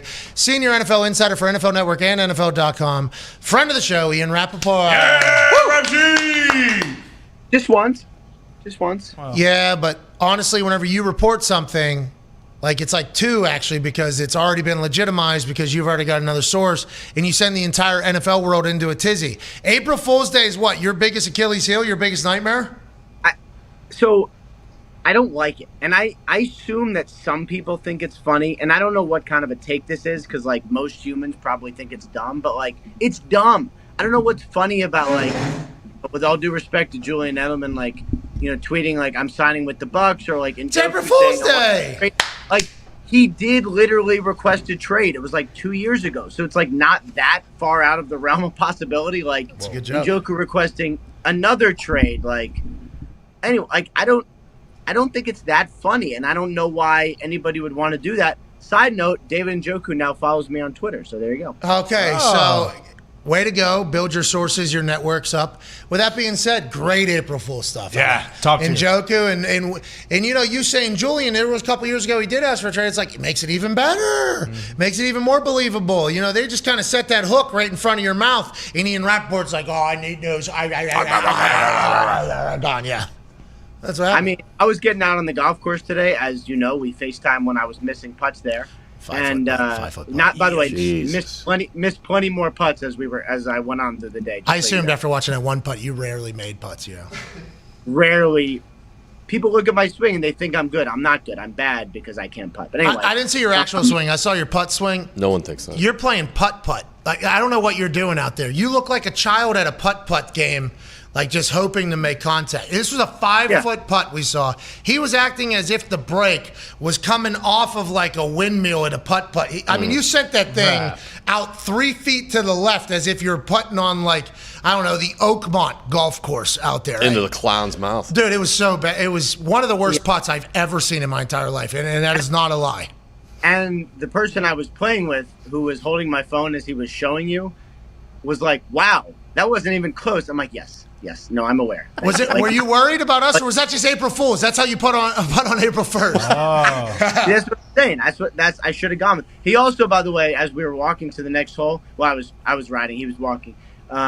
He was like, "So that guy who called you, was he exercising?"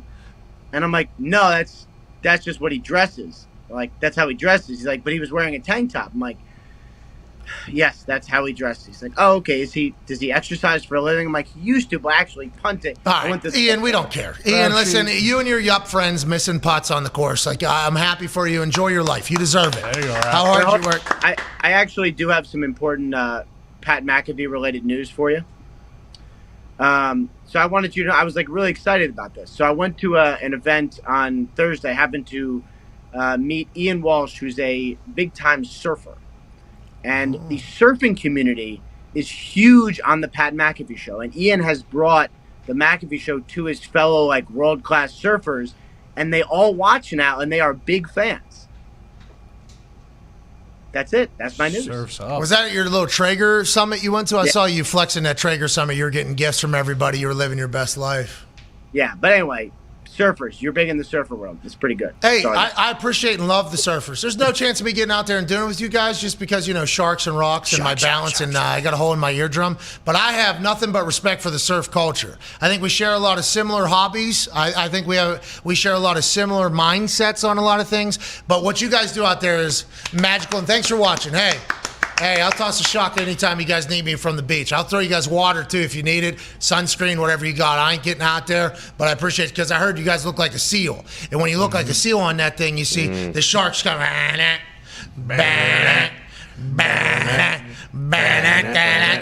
and then you're dead. Like we're hoping for every single Shark Week, and it has never happened. I feel like that does actually happen to the surfers. So, hey, be safe out there. We appreciate the hell out of you. Let's move on. Baker Mayfield. He's allegedly doing a podcast. I don't know if I was supposed to break that news or not. I'm not 100% sure. He's doing a podcast, though, within the next week, I think. We're going to see clips of Baker Mayfield speaking publicly about his whole situation. Allegedly, Tom Pelissero, the Era, reported that they wanted a second rounder and for another team to pick up his entire contract. Is that real? Is that not real? Everybody's just waiting on them to cut him, right? Because they know that the Browns are stuck in a position. But now we're hearing there's a chance he plays next season. Like, how does this whole thing shape up, you think? First of all, I'm kind of interested to hear from Baker as well. My guess is that he probably sounds a little bit like he sounded when he put that little note. And I know the note was like pre-planned and whatever, but I don't get the sense there's a lot of nuance to Baker. So like, he's probably going to be hurt by this. He probably is going to talk about how much he loved Cleveland and explain, why he wanted to be traded. I get all of it. But Baker Mayfield would have been the quarterback of the Browns had they not traded for Deshaun Watson. So even amid all this, I do believe this was something that was going to be fixable. As far as what Pelissero reported, I believe initially at the beginning of all this, that's what the Browns were hoping for Baker was for someone else to take on the salary and a second rounder. It's not going to be that now. I think the salary is fully guaranteed. They're probably going to have to eat some of it. And there is precedent. I mean, last year, the Panthers traded Teddy Bridgewater to the Broncos right before the draft, ate some salary. It was a late round pick, I think a 6th rounder. And that was a pretty fair deal for a guy who ended up starting. My sense is the trade ends up looking similar to that. Mid to late rounder, the Browns picking up some of the contract, but not all of it. And Baker Mayfield ends up in a new spot. That's a win for everyone. Okay. Ian, when's that timetable? Is that something that may happen like during the draft, or when do you expect this? I would say probably in the couple days before the draft is generally the window there, because the leverage, I guess, for the Panthers is to be like, well, we're just going to take a guy. And maybe they do. Maybe they want to. But if they don't want to, if they're not in love with this group of quarterback at, in the top 10 where they are, either 6 or 7, I forget, then they could just get Baker Mayfield, have him come in, compete with Sam Darnold, may the best man win and see if you can kind of reclaim what Baker probably would have been / should have been before the injury. If it doesn't happen, then the Panthers take one, and then the market is holding on to him, waiting for someone else to get injured, which, sometimes happen in the preseason, but doesn't always happen. So, that's the scenario where they could just hold him. I don't get the sense they would cut him because you're not paying him till the regular season anyway, so there's no option or anything you need to get out from under. They could just keep him and wait for someone to get injured. Bobby Wagner signs a 5-year, $50 million deal yesterday, worth up to $65 million. Is that the actual numbers, or are you going back to your bullshit numbers? Those were the first available numbers. What I'm trying to find out now is how much is year one. Oh, so it's a fugazi. Come on. Oh, it's a classic. That the year one number is lower than $10 million per year, which would make sense. He's a 31-year-old linebacker who's awesome, but 31. And then my sense is the rest of the deal is kind of pay as you go. So the guarantee probably is limited to year one and change. But I'm working on getting additional information because that seems like a massive number. But the Rams structure contracts usually very smartly. So my sense is for a 32-year-old linebacker next year, they probably have the option of what to do. But we'll see kind of what it ends up like. Bobby Wagner had a big market, Richard Sherman reported much earlier than you and everybody else that Bobby Wagner news is coming. Ooh. I believe it was the Niners and the Chargers potentially. He's from LA. Was there anybody else that was in that game, or was Bobby and the Rams kind of seemed like a no-doubter? No, I believe it came down to the Ravens and the Rams. And the Ravens actually had a nice offer on the table for him with guarantees into the second year that I think it wasn't quite 10, but it was close, a year. But, I was told pretty early on that he wants to be in LA, and don't be surprised if he lands in the division. Well, he's not going to Arizona.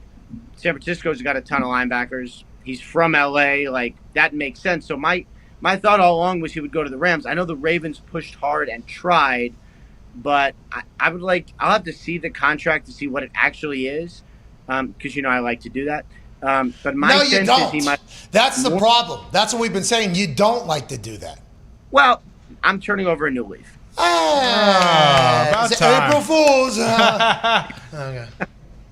That actually works. Yeah. Good one. Yeah. Go ahead, Connor. Yeah, rap sheet. Is Dan Snyder going to have to sell the team and the Commanders? And do you think that that'll happen in these next couple, years with Congress getting involved? Why are you asking that question? Well, just because I want to know if there's a team up for sale, and also because of the fact that, Dan Snyder and Carl Wentz, maybe there's a new, relationship for me. There was a report that from the front office sports that they were running 2 books, okay, for people that might just be listening now. There was 2 different books accounting-wise happening at the Commanders, at the Washington football team. And we all know, I think AJ knows, anybody that's been around any type of life, if the government thinks you're lying about your money, whether it's taxes or fraudulent towards your advertisers or anything like that. The fact that there's 2 books, this is something Snyder's not going to be able to sneak out of, right? This seems like a much bigger deal than even the exposés that were very terrible in the past.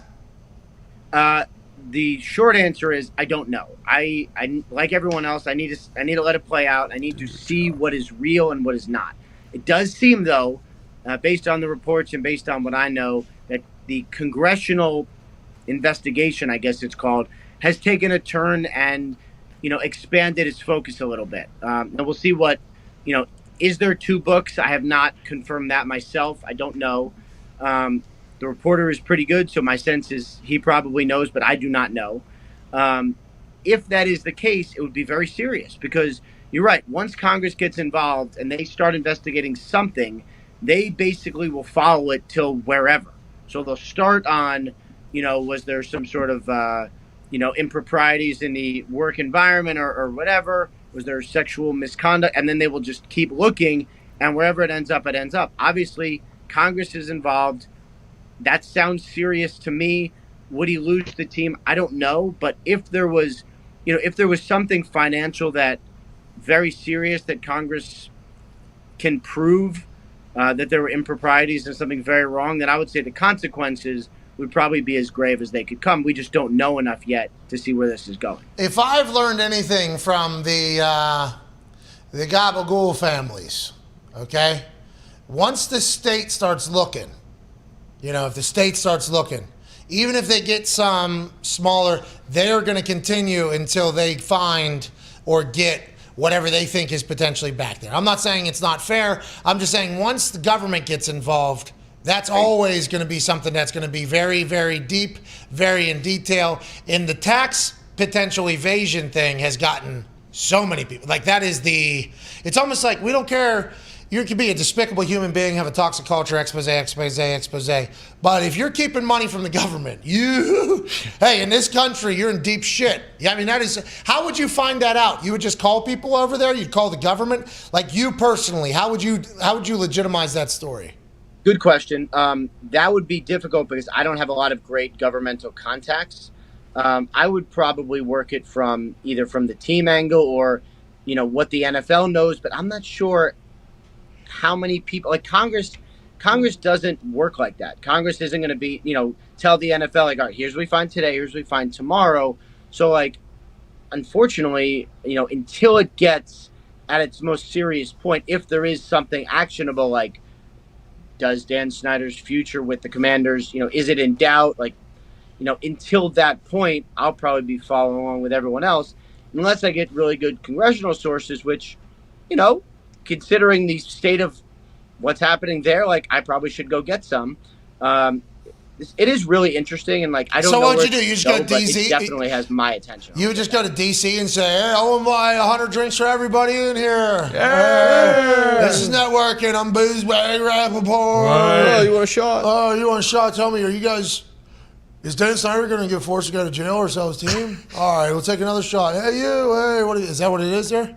I would imagine Congress is pretty similar to the NFL. So, like, if it works in one place, might it work at another place? Also, take them on the golf course. People they got some nice courses in D.C. That would you got to figure out how to putt then. I mean, once they see that putt, they ain't going to say a damn. Okay, I'm a work in progress. We all are. Hey, we all are. Oh, yeah. Go ahead, AJ.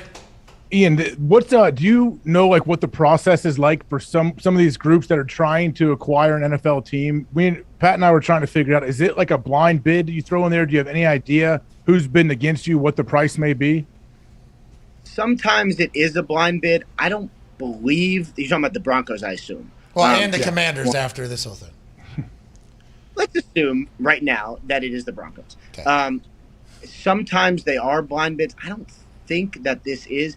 What I know is, so basically you get like a group, and it has to be, it can't be like it is in baseball where it's like a lot of people, and then like, Jeter's the head, but like he's not really, or A-Rod and J-Lo are kind of like the heads, but they're not really the ones putting in the most money. The NFL doesn't really work like that. It has to be one person owning a enough, past a certain threshold, and then those people get vetted. They make a bid. Those people get vetted like to the highest level.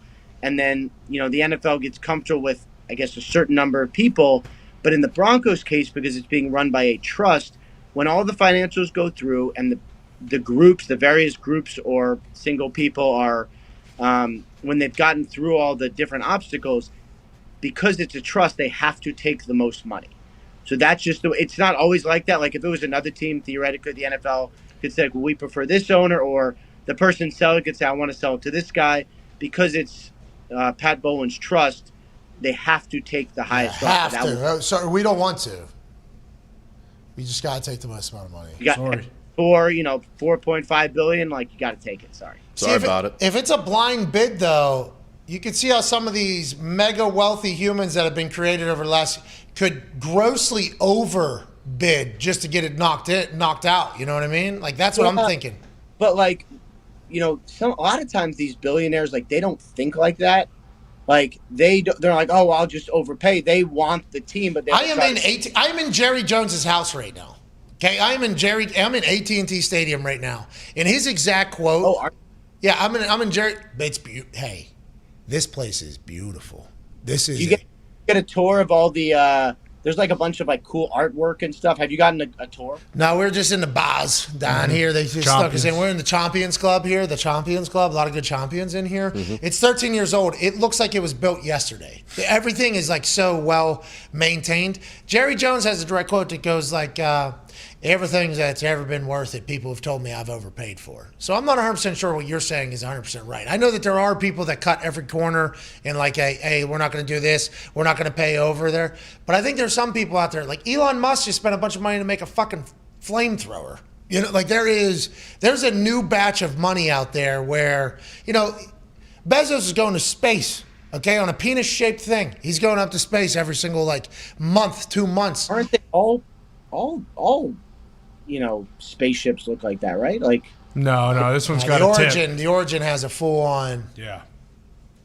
Was that? I don't know. I don't want to know. But what I'm trying to say is, I think there's this new batch of money though that's probably going to get into the NFL where they have like billions or literally like toilet paper to them at this point because of how much money that has been made. And Bezos is already what? Showcase that he wants to get in the NFL? That's where everybody assumed like the stuff about Snyder and the Washington Post and everything was coming from? Or do you think that was all wrong? I don't know because I have not yet met Bezos. Maybe I will at some point. But He wasn't at the Traeger Summit? I thought he was. Wow. No, I did meet the CEO, Jeremy Andrews, who's a very nice guy, but I did not meet Bezos. So what do they do? They gave you a free grill for your wife to use, and you said, all right, I'll come out and reap the benefits of this? No, but listen. No, I did not get a free grill. At some point, I didn't get it. But listen, it is your fault because the amount of people that said to me, like when I'd make a comment, they'd be like, oh, yeah, well, you know, I will generally like smoke you around. And like, oh, yeah, so your wife shovels it? Ah, thank God. Your fault. Well, that's right. I mean, what we did was the right thing. Go ahead, Nick. Mr. Sheet, Bruce Arians recently took a senior offensive management role in the front office now as soon as Tom Brady comes back. And then you tweeted out something along the lines of that this has always been his dream to pass on the team to one of his assistants when it's in good hands, like a total mark. Can you just tell us the truth? Tom came back and told Bruce to get the hell out of here. It's his offense and his team now. And then showed up to his press conference to salute him after kicking him out, right? Absolutely. Well, and Chuck Pagano actually gave us an entire great speech the day after this all happened about like he actually knows BA and all those coaches. He like hit a home run here almost in the coaching world. None of his coaches need to move. None of his coaches need to leave. And his coaches are all set up with a good team. And once Chuck said it, I actually started to buy in. But when you put that tweet out, I think you saw it. It was tough to believe that particular story. Yeah. So it actually is really interesting. And, you know, in what I do, and you guys know, is I try to talk to as many people as possible, not just when something happens, like not just that night, but I've been talking to people in the Bucs, coaches, players, executives, people who are close to them, people close to Brady for the last like 3 months. First, when Brady retired, and you're like, everyone's like, well, you know, he retired because of the relationship with BA, and then like, you know, not to doubt the reporting of Rich Ohrnberger, who I enjoyed covering in New England and is a very nice guy. But everything needs to be, you know, vetted and figured out. And none of it makes sense. So like the conspiracy theory that Brady faked his retirement, came back, kicked BA out, even though he's actually still working there. He's got a job in the front office, and then had Todd Bowles installed, and then showed up at BA's press conference to salute him. None of it makes sense to me. And like, so all I can, but like, you're right. I saw the reaction. I saw what everyone said, and I'm like, no one is buying this.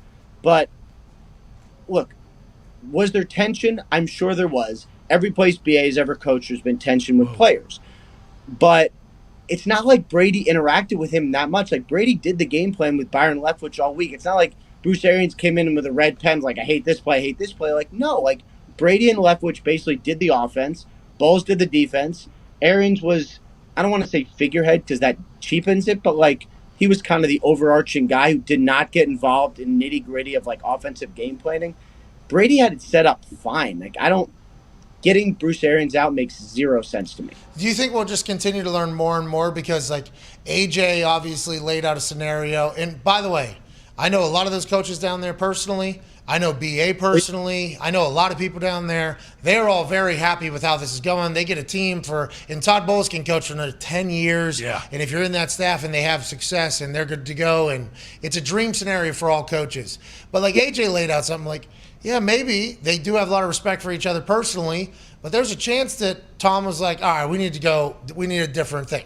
We don't know if that's true or not. Obviously, you would know much better than that. And then you hear other people start thinking like, hey, maybe it wasn't just Tom. Maybe it was a bunch of people that are like, hey, we're going to go all in here. We don't necessarily, and maybe BA was a part of these conversations. Do you think we'll continue to learn the story, or do you think this one's done with and over with and we're moving on?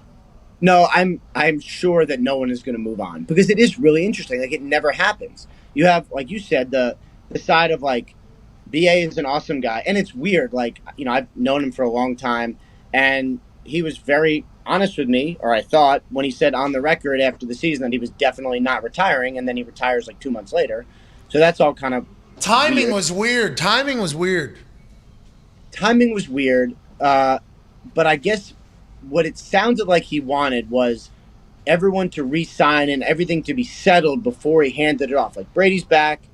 And I think, and this, again, like, this is from my reporting, and I feel like people don't believe it, but I really believe that it is true, that one of the main reasons Bruce Arians handed it over to Todd Bowles was because Brady came back, because he was like, I'm handing over a rock star team to this assistant coach that I respect more than anyone, and I'm going to make sure that Todd Bowles is in a great situation. So, like, Bruce Arians did an awesome thing. Greatest friend of all time. And I kind of hate it a little bit because it seems like Brady kicked him out, when in reality, Bruce Arians probably acted as maybe the greatest mentor we've seen in a very long time. Sure. Greatest friend of all time. Not just greatest mentor, greatest friend of all time. Just like you are to us, Ian. Are you breaking any news on WrestleMania this weekend? Can I break some news on you, or is that all out there? What is it? What'd I do? I don't know. I'm saying, like, I thought I'd be able to break some, like, good McAfee WrestleMania news, but it seems like I got nothing. I'm in the greatest shape I've ever been in. My spray tan is settling in perfectly. What? I mean, I'm a couple of days away from my WrestleMania debut. What? Vince McMahon sent me a text at 3 a.m. this fucking morning, and it was a video of him on a pit shark squatting 1,000 pounds and telling me that my opponent is going to kick my ass. I mean, what type of news do you want? Come on. What's that? Yeah, that actually happened? Yes. Yeah. At 3 a.m. I got a text that said Vinnie Mac on my phone. I'm like, what is this? And it was a video of him. Do we have the video? I don't know if we have it. We might be able to run. This video was texted me at 3 a.m. this morning. I just want to let. This video was sent to my phone. It wasn't filmed at this time, obviously, because you look out and you see the sunlight. This is what was sent to me at 3 a.m. this morning, Ian Rappaport, from Vince McMahon, who I thought got along with me and was excited to watch me kick the shit out of Austin Theory. Please. Austin Theory, your opponent is WrestleMania. Just left the gym. Look what he did here. He put 1,000 pounds right here in the pit shark, and he knocked out 10 reps. Mike and I, another day at the office, I'll just show you how it's done. 3 a.m. Rap. Oh my God.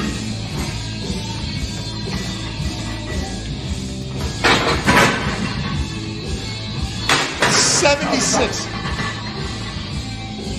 Wow.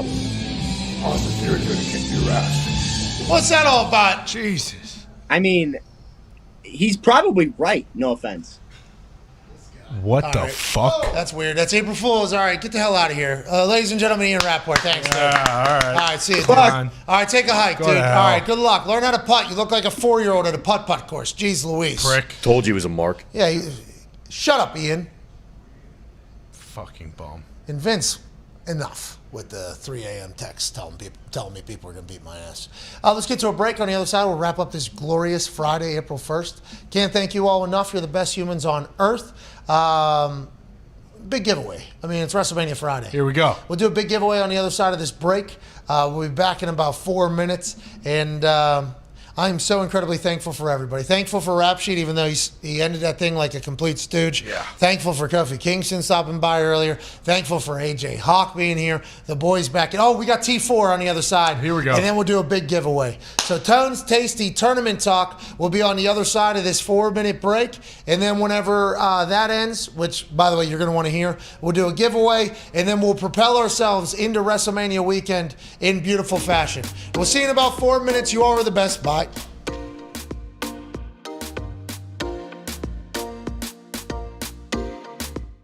Now it's time for SmackDown Rumble Championship Weekend. We just had another Super Boost! Oh, yeah. What a fucking 3-day run. I'm lucky to live this life, and I'm thankful that you all watch. Here we go!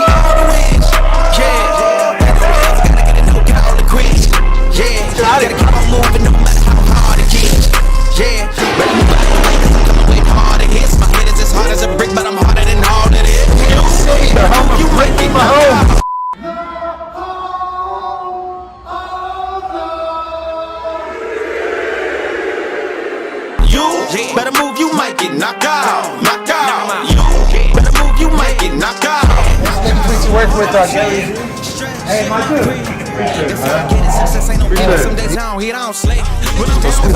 No, squeeze the button. Yeah. Wow, that's what I was trying to do. All right, well, see you later. I have a good try.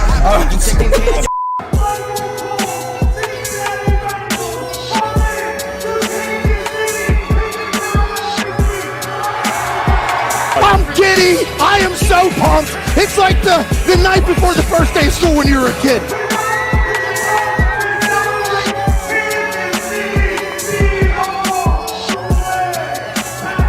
I know it's being said that the GOAT of the NFL, Tom Brady, is retiring. Well, the GOAT of the WWE, Roman Reigns, is in his prime at his peak. Hey, happy birthday! Happy birthday! All right, our sources haven't confirmed whether or not Drew McIntyre can be standing up, but come on, Cole! Come on, Cole! Feel it, Cole! You better move, you might get knocked out. Knocked out. You better move, you might get knocked out. Cold train has gone to the sky. I'm dangerous, down on it when I'm anxious. Ain't no limit till I tank. I'm running on fumes, the opposition don't amaze. The road switching through the pavement, get your hands out of my bag. I know this because I've been in it. I don't need to brag. Guess what happens when you taking care of your business. But some family, you do the math. I'm out of my pocket. You still got a problem, man. Let them. Oh, fuck you, Pin. Cole, that is one of the worst of all time. The worst pours of all time. And a baby Foxy! Just so everybody knows, it is noon right now. And a blue stick. Chameleon gold and magenta jacket. Big Cuban link. Out here doing good launch. Pinky chain. Gold plated Steve Madden. When I woke up this morning in beautiful St. Louis, the air smelled better, food tasted better. Tonight dreams come true, surprises are in abundance. It's Royal Rumble, let's go! It is an honor to see the man. Once your ratings get this low, then I'll come to Bubba Bob. That's why you're a good guy. A jackass has entered the Royal Rumble. Jack, great to see Wee Man is still alive after Brock Lesnar put him through a 4 seasons table last night. He is dressed like a jackass, he is a jackass, and he's in the Royal Rumble. He takes out Sami Zayn. He looks good, it sounds good. St. Louis is ready. The alpha male of our species is infuriated. Jump over the rope back, buddy. You got 2 tours.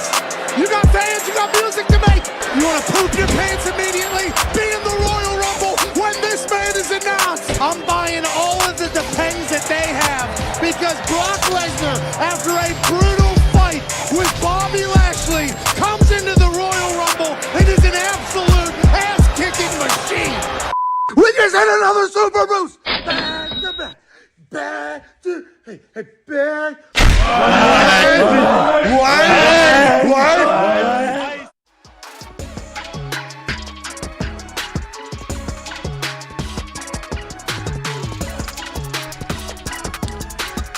Welcome back to the Pat McAfee Show here on Friday, April 1st, 2022. It is a glorious day wrapping up this show live from AT&T Stadium. We can't thank SeatGeek enough. We can't thank Jerry World enough. We can't thank everybody. Zito, the production, all the boys, everything. I can't be any more grateful than I am right now for this somehow being operable and not that bad. Yeah. Thank you, everybody, for watching. We're going to wrap this thing up in glorious fashion. It is time, with the Final Four on the horizon, for another segment of the show that's been captivating the globe. Ladies and gentlemen, it is time for T4 Tone's Tasty Tournament Talk. Thought we were going to have two Tones overlooking both sides there, but Tone, goddamn, it is great to see you. I can't wait to hear what you have to say about this tournament that's happening. I mean, it is great to be here, Pat. 350 some odd teams down to 4. 4 great programs. 4 blue bloods. Those 4 will be playing tomorrow, with the first game being Villanova, a 4-point dog against Kansas. We got 2 great coaches in Bill Self and Jay Wright. Now, who do I think's going to take down the crown of the first game? I think Kansas has got that pedigree. Villanova's a scrappy bunch, but Villanova's got guys. And I think when you're in this part of the tournament and you have guys and you have like the coaching, there's no advantage there. These guys have both won national championship. Kansas has got player of the year candidate. So I think we're going to go Kansas minus the 4 in the first one. Lower of a total there. 133 is the total in that one. So they think it's going to be a much slower game than what many are calling the game of destiny. Coach K, his final season, a lot of people are saying it's destiny that Coach K wins this one. These two schools separated by 8 miles and a couple shades of blue is what everyone says. Wow. Yeah. Long-time rivalry here, Pat. A lot of people say some of the greatest rivalries in sports this weekend here in this matchup. Hubie Davis leads the Tar Heels against Coach K. Higher total for this one, 151. These teams have been scoring. These teams have been running. Wait, we have a boost for that, I think. I believe we do as well. I heard it rumored this morning. I don't know if it is both teams score 68 points. And what's the over-under at? 151, I believe. Okay, we're getting value here. If we do recall from the last time we made one of these bets, both teams to score at least 68 points is a super boost we're putting up on FanDuel. Sorry for cutting you off there, T4. No problem at all. I mean, a lot of eyes are going to be on this one. This is the main one. It's going to have to be a 2 TV night on Saturday night with WrestleMania and with Duke and UNC. You know, my heart is torn here. I am a longtime North Carolina guy. I hate Duke, but we just talked about having guys, and Duke's got 2 of the favorites to win players of the tournament on their team. So I can't pick this one, Pat. I really can't. What is T4? Tony. Oh, this is supposed to be tasty. The integrity of the program. This is bland. What do you mean it's bland? This ain't tasty at all. Tony. Duke's going to win, Diggs. Just pick Duke. Where's the flavor? I thought T4 was a tournament recap. It's not a tournament take, and it's not tasty at all. Whenever you do shit like this, it's just bland. No salt, no seasoning, no nothing. Tastes like shit. Oh, well, I took North Carolina, but I didn't want to be a homer on his program. Oh, okay. You want some integrity. And AJ, by the way, diehard Duke fan, he took Duke. It feels like everybody's kind of torn. What's the money like on these sports books? Do you know, Diggs? Do you know where everybody's betting, who people like? The money, the lines opened at 4.5, and they've dropped down. So you would think that the money is coming in on the dogs in this one. Surprising, because Duke is normally a national favorite as far as taking money in. But the line is moving towards helping the puppies here. All right. Well, thank you, Tom. Thank you, Tom. 60% on UNC right now, Pat. Gumpy, who do you like in that game, pal? UNC in the points. What's the spread? 4. It was a 4. Basketball's got to be so tough. Don't you always get screwed at the end? Yeah, free throws really. College kids and free throws is an issue, my friend. Because there's a chance one of these teams could end up winning by 13 when it was a 3-point game with a minute and a half left. Yeah, I don't know how you do the money. Like, I don't know how you do the spread in basketball. It seems so much tougher. Yeah, especially college basketball, because it's not anarchy. Nope. It's just college basketball. Oh, yeah. And I have to mention, who would I be not to mention? At some point in the next week, I think sometime around there, the women's Final Four is happening too. Thank you. Thank you, Tony. That's honorable, Tone. Seemed kind of disingenuous. Well, he did cut you off yesterday. I'm surprised you didn't do that to him today. No. This is Tone's show. Well, I cut Nick off? Yeah, yesterday I said, hey, Nick, your thoughts on blah, blah, blah. And, well, you did with but you had a great answer and then he had a good follow-up. You guys are a good tag team. I want to let you guys know that. Pretty good gamblers. Let's do the hashtag PMS Austin Theory sucks. Hell yeah. Stinks. Oh. PMS AUSTIN THEORY STINKS.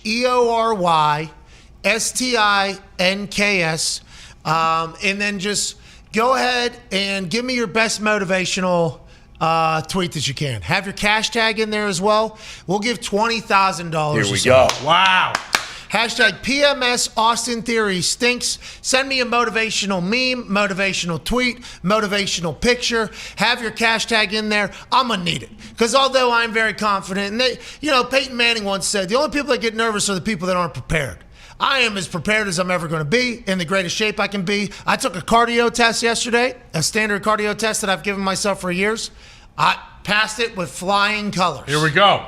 Flew right through it. It involves Stairmaster. It involves some push-ups. The body feels good. The lungs feel bigger. I might have just been eating vitamins as of late as opposed to maybe smoking them. Ooh. So maybe that has made everything feel good. I had a little bit of a allergy infection happening in there. That is out of there. I'm feeling lighter than I've ever been. I'm at like 230 right now, 235-ish. Put some muscle on. The spray tan's going in. But I need some motivational from my people. So hashtag PMS Austin Theory stinks. Put your cash tag in there via Cash App. Send me something awesome. If I read it, you'll automatically be put into a group. That group will then be randomly selected for $20,000. Let's go. CFO Phil only keeps one book. We'll write the check. We'll send that over to you. Let's change the game. Let's change the world. Thank you all so much for watching. AJ, thank you for your time from the attic, pal. Hey, thank you. Good luck this weekend. I'm excited to watch, man. I think it's going to be a fun weekend for you. Thank you. It starts with SmackDown tonight. Big show. Hell yeah. This is WrestleMania SmackDown. Okay? Last show before WrestleMania. There's going to be some big shit that's going to pop off tonight. Gumpy, Diggs, all the boys back in India. I appreciate your guys' patience with this entire setup. Pat, I'd wish you good luck, but Let's go, huh? a windshield doesn't need luck against a bug. Dude, This is your time. Dude. This is your dream. This is your time. Let's go. Let's go, Gump. Hammer Downs in 15 minutes. They'll give out winners. Thank you to Kofi Kingston, Ian Rappaport, and to the boys that came here to Dallas to make sure this all happened. Connor, Nick, CFO Phil, Foxy, Zito, the home of Zito Productions. Thank you, boys, so much. This has been magical. Thank you, Pat. Now I got business to tend to. Oh, yeah. See you guys on Monday for an Overreaction Monday, where I will be an undefeated at WrestleMania wrestler. And there'll be more NFL news and more life to chat about. You are the greatest. Have the most stupendous WrestleMania weekend of all time. We'll see you on the Peacock, Saturday and Sunday tonight on Fox. Goodbye.